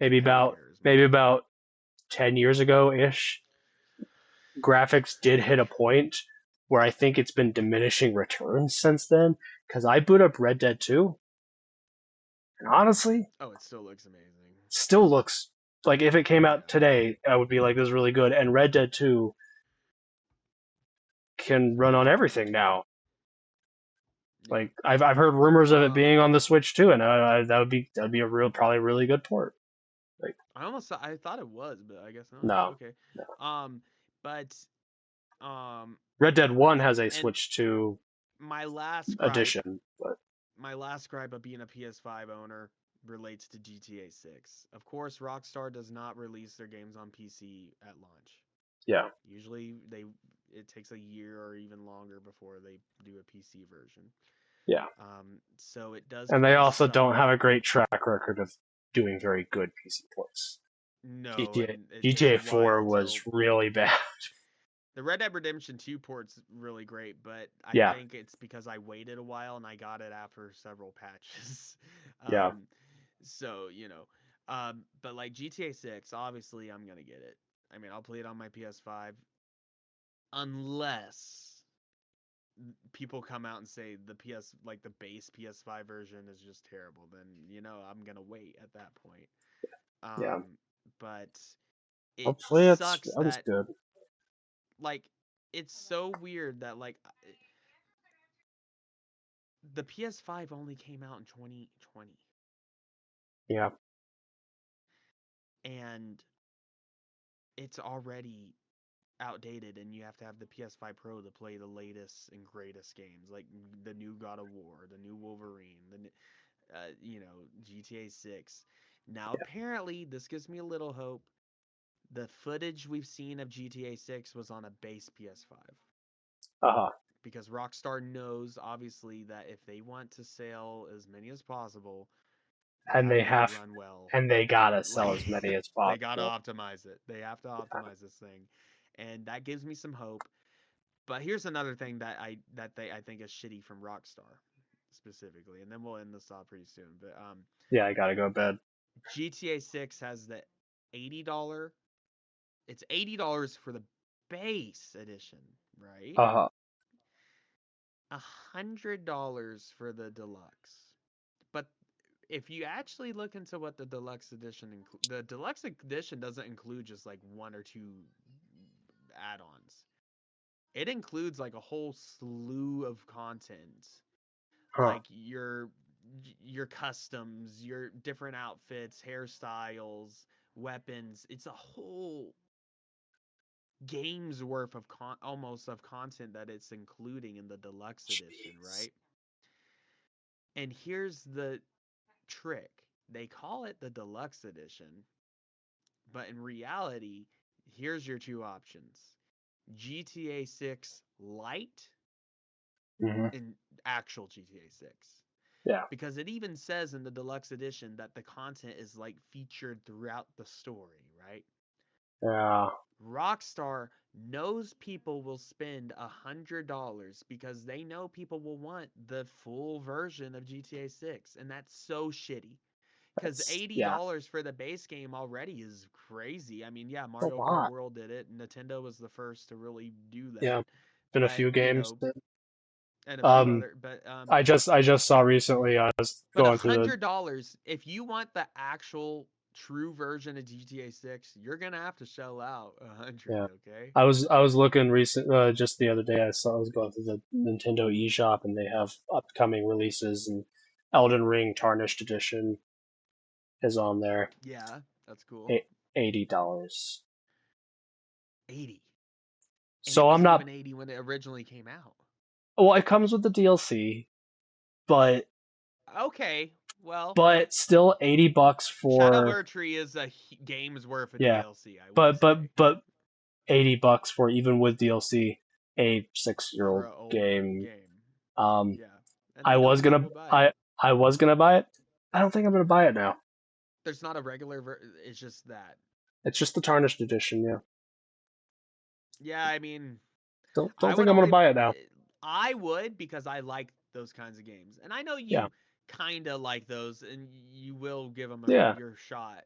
And we're Yeah. going to get back to Dark I, Souls. I We're played a going to bit get of back to Elden that. Ring. It was just good. But um but yeah, if it wasn't like something I'm really sold on, I'm not gonna. Yeah, Yeah. $80 for a 6-year-old game, and yeah, with Shadow Tree, that justifies it a little bit more, Yeah. but that's pretty crazy. I'm just like Honestly, and honestly, here's the thing: it would sell better if they just release it at just like 60, yeah. but no, greed rules the world, and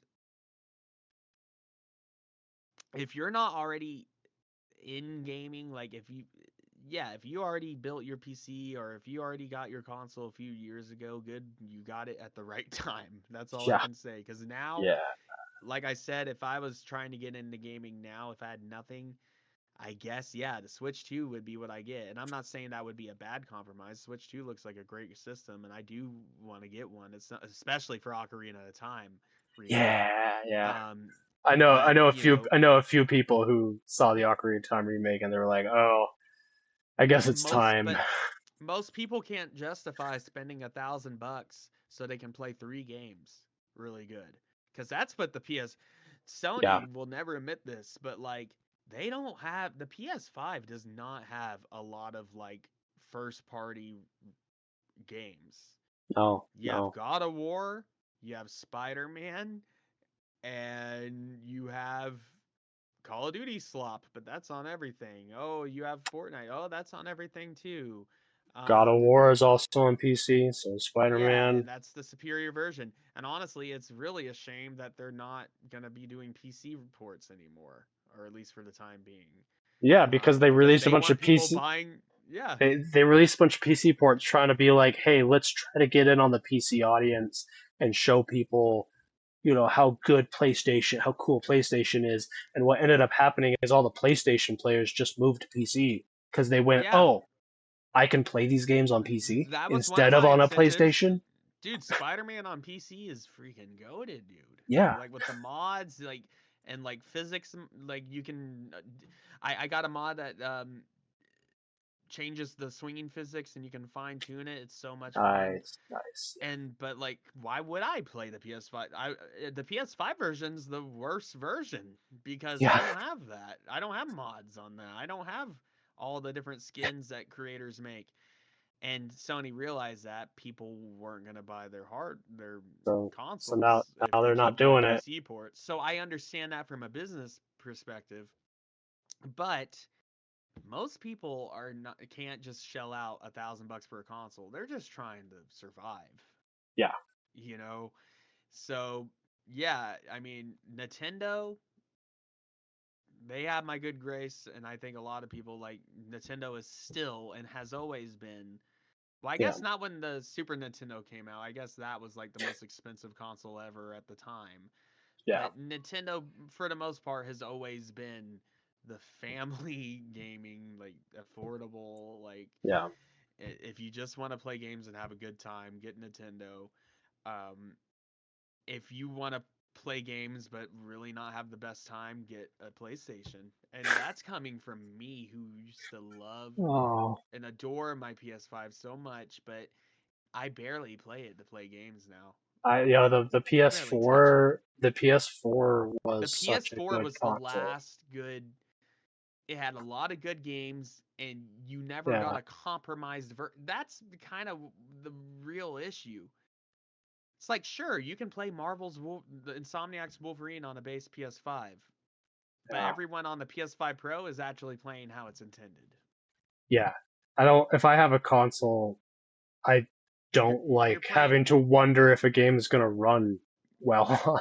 No, yeah, I played Silent Hill 2 remake. I got that on PS5 because that's when I still thought console games would just run. Yeah. Because that's usually the case. A console game, you're not going to worry about optimizing. But now you have performance mode, or performance ray tracing mode, or quality mode. Mhm. So you have to compromise something. I That's yeah. so crazy for consoles. That's I, just re- I crazy. remember I remember a day when I would go to a GameStop and Buy a browse game and the then. games there, and I Yeah, didn't were you know. worried about benchmarking it? Were Yeah, you and worried about. I didn't even know what all the games were. I was sold on a game by reading the back cover of the Yeah, actual of the now of people buy of the game. case, Now, and now when and I people and buy games. Sorry, go on. yeah, no, but like reading the back cover of the case and like not knowing how that it performed for Right, whatever. yeah. Like, And now people buy games, and this is the process. Can I run it? yeah, Is this the good version, or do I have to get a PS5 Pro to play 3 games? Um,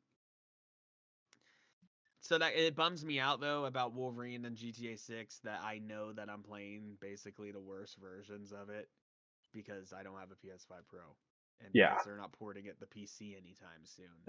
Of course, yeah, GTA 6, that's going to be day one for me unless reviews come out and say it is like unplayable or like really bad on the PS5. That will be the only time I wait for that game, but I've been waiting for that game for 13 years now. yeah, So, you know, I'm still really excited for GTA 6. Just slightly bummed out that I can't play it on PC. yeah, But that will come with time. yeah. Anyways, Anyway, I gotta call it with for all the the doom night. and gloom, yeah, with all the doom and gloom, let's end it on a good note here. Um, let's both say one good thing about just anything. Well, I guess the state of gaming.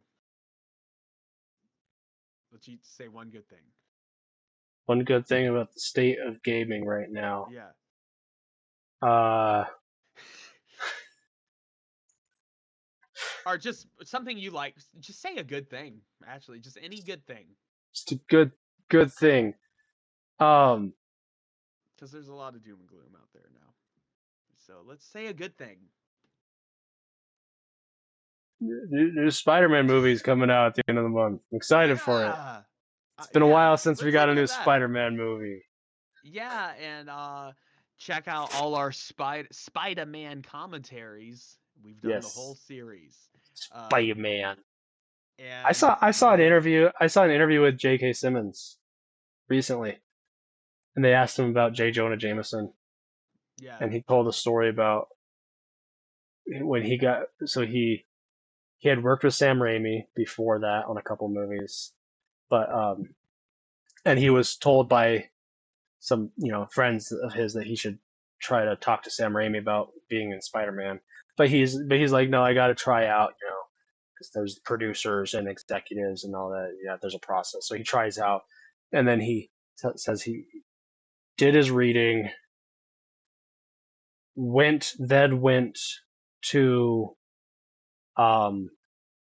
record some lines for like a commercial or something like that at like this office that like his friends, he had some friends who were running this company, and he rides his bike there. Is walking into Is like this through. Part of your good news? I just think it was a fun story. And he's walking through the building, and one of like the younger guy sitting at a desk rolls the chair out. And he goes, "This is his first experience ever with like online fandoms, basically, and how that works." Yeah. Rolls the chair out and goes, "JK, congrats." On what? Well, you're going to be in Spider, and that's how he found out. Because then his agent calls him later and goes like, "So," and he's like already like, "I know." And so he found out because people online found out first, and someone told him. That's awesome. Which is great. I love J.K. Simmons. But yeah, Super X-Ray New Spider-Man, Punisher, the Hulk, and Spider-Man just looks like Spider-Man. I love the costume. Yeah. Like the suit is just right. Like it looks like John Romita. Like it. I like that it's just a simple suit now. There's not like you know how MCU has all the lines and like extra. Like no, this is just a Spider-Man suit. Like straight up. Just Spider-Man. And I'm excited. It's gonna be good. It's gonna be a good movie. Hopefully. Real stunt. The Daniel Lee, the Shang-Chi director is directing this. I heard it has some of the best like fight choreography, real stunts. He really swung around. I heard Tom Holland and John Bernthal, because they worked on other projects. They worked on the Odyssey together and other stuff in the past. I heard they have really good like back and forth, like a lot of improv. Like apparently most of the Punish. This could be, I hear a lot of this fake improv news stuff, but Tom Holland said that most of like the Punisher the scenes with the Punisher were improv. Nice. Like they would have the basic lines, but then they would just play around with it and like have a cool back and forth. That's cool. So I'm excited to see that. I'm excited to see who is Sadie Sink. Is she really Jean Grey? That seems kind of random to put her in a Spider-Man movie, but then again, why not? Why not? And is Daredevil in it? Probably. I'm just excited. Get a new Spider-Man movie. It's always a good time. Yeah, we'll definitely be doing a review on that one. Always love Spider-Man. Yeah. Always. Yeah, let's just end it there. That's all right. All right. And that's it. Nice. This is not a test. I repeat, this is not a test. The Odd Drunk Podcast recommends you follow their Instagram and join their Facebook group for more fun content. To visit all of our current streaming and social media platforms, visit the link tree in the description. If you enjoy the show, we would be appreciated if you would leave a review on Apple Podcasts. The Odd Drunk Podcast would like to remind you to drink responsibly and not to drink and drive.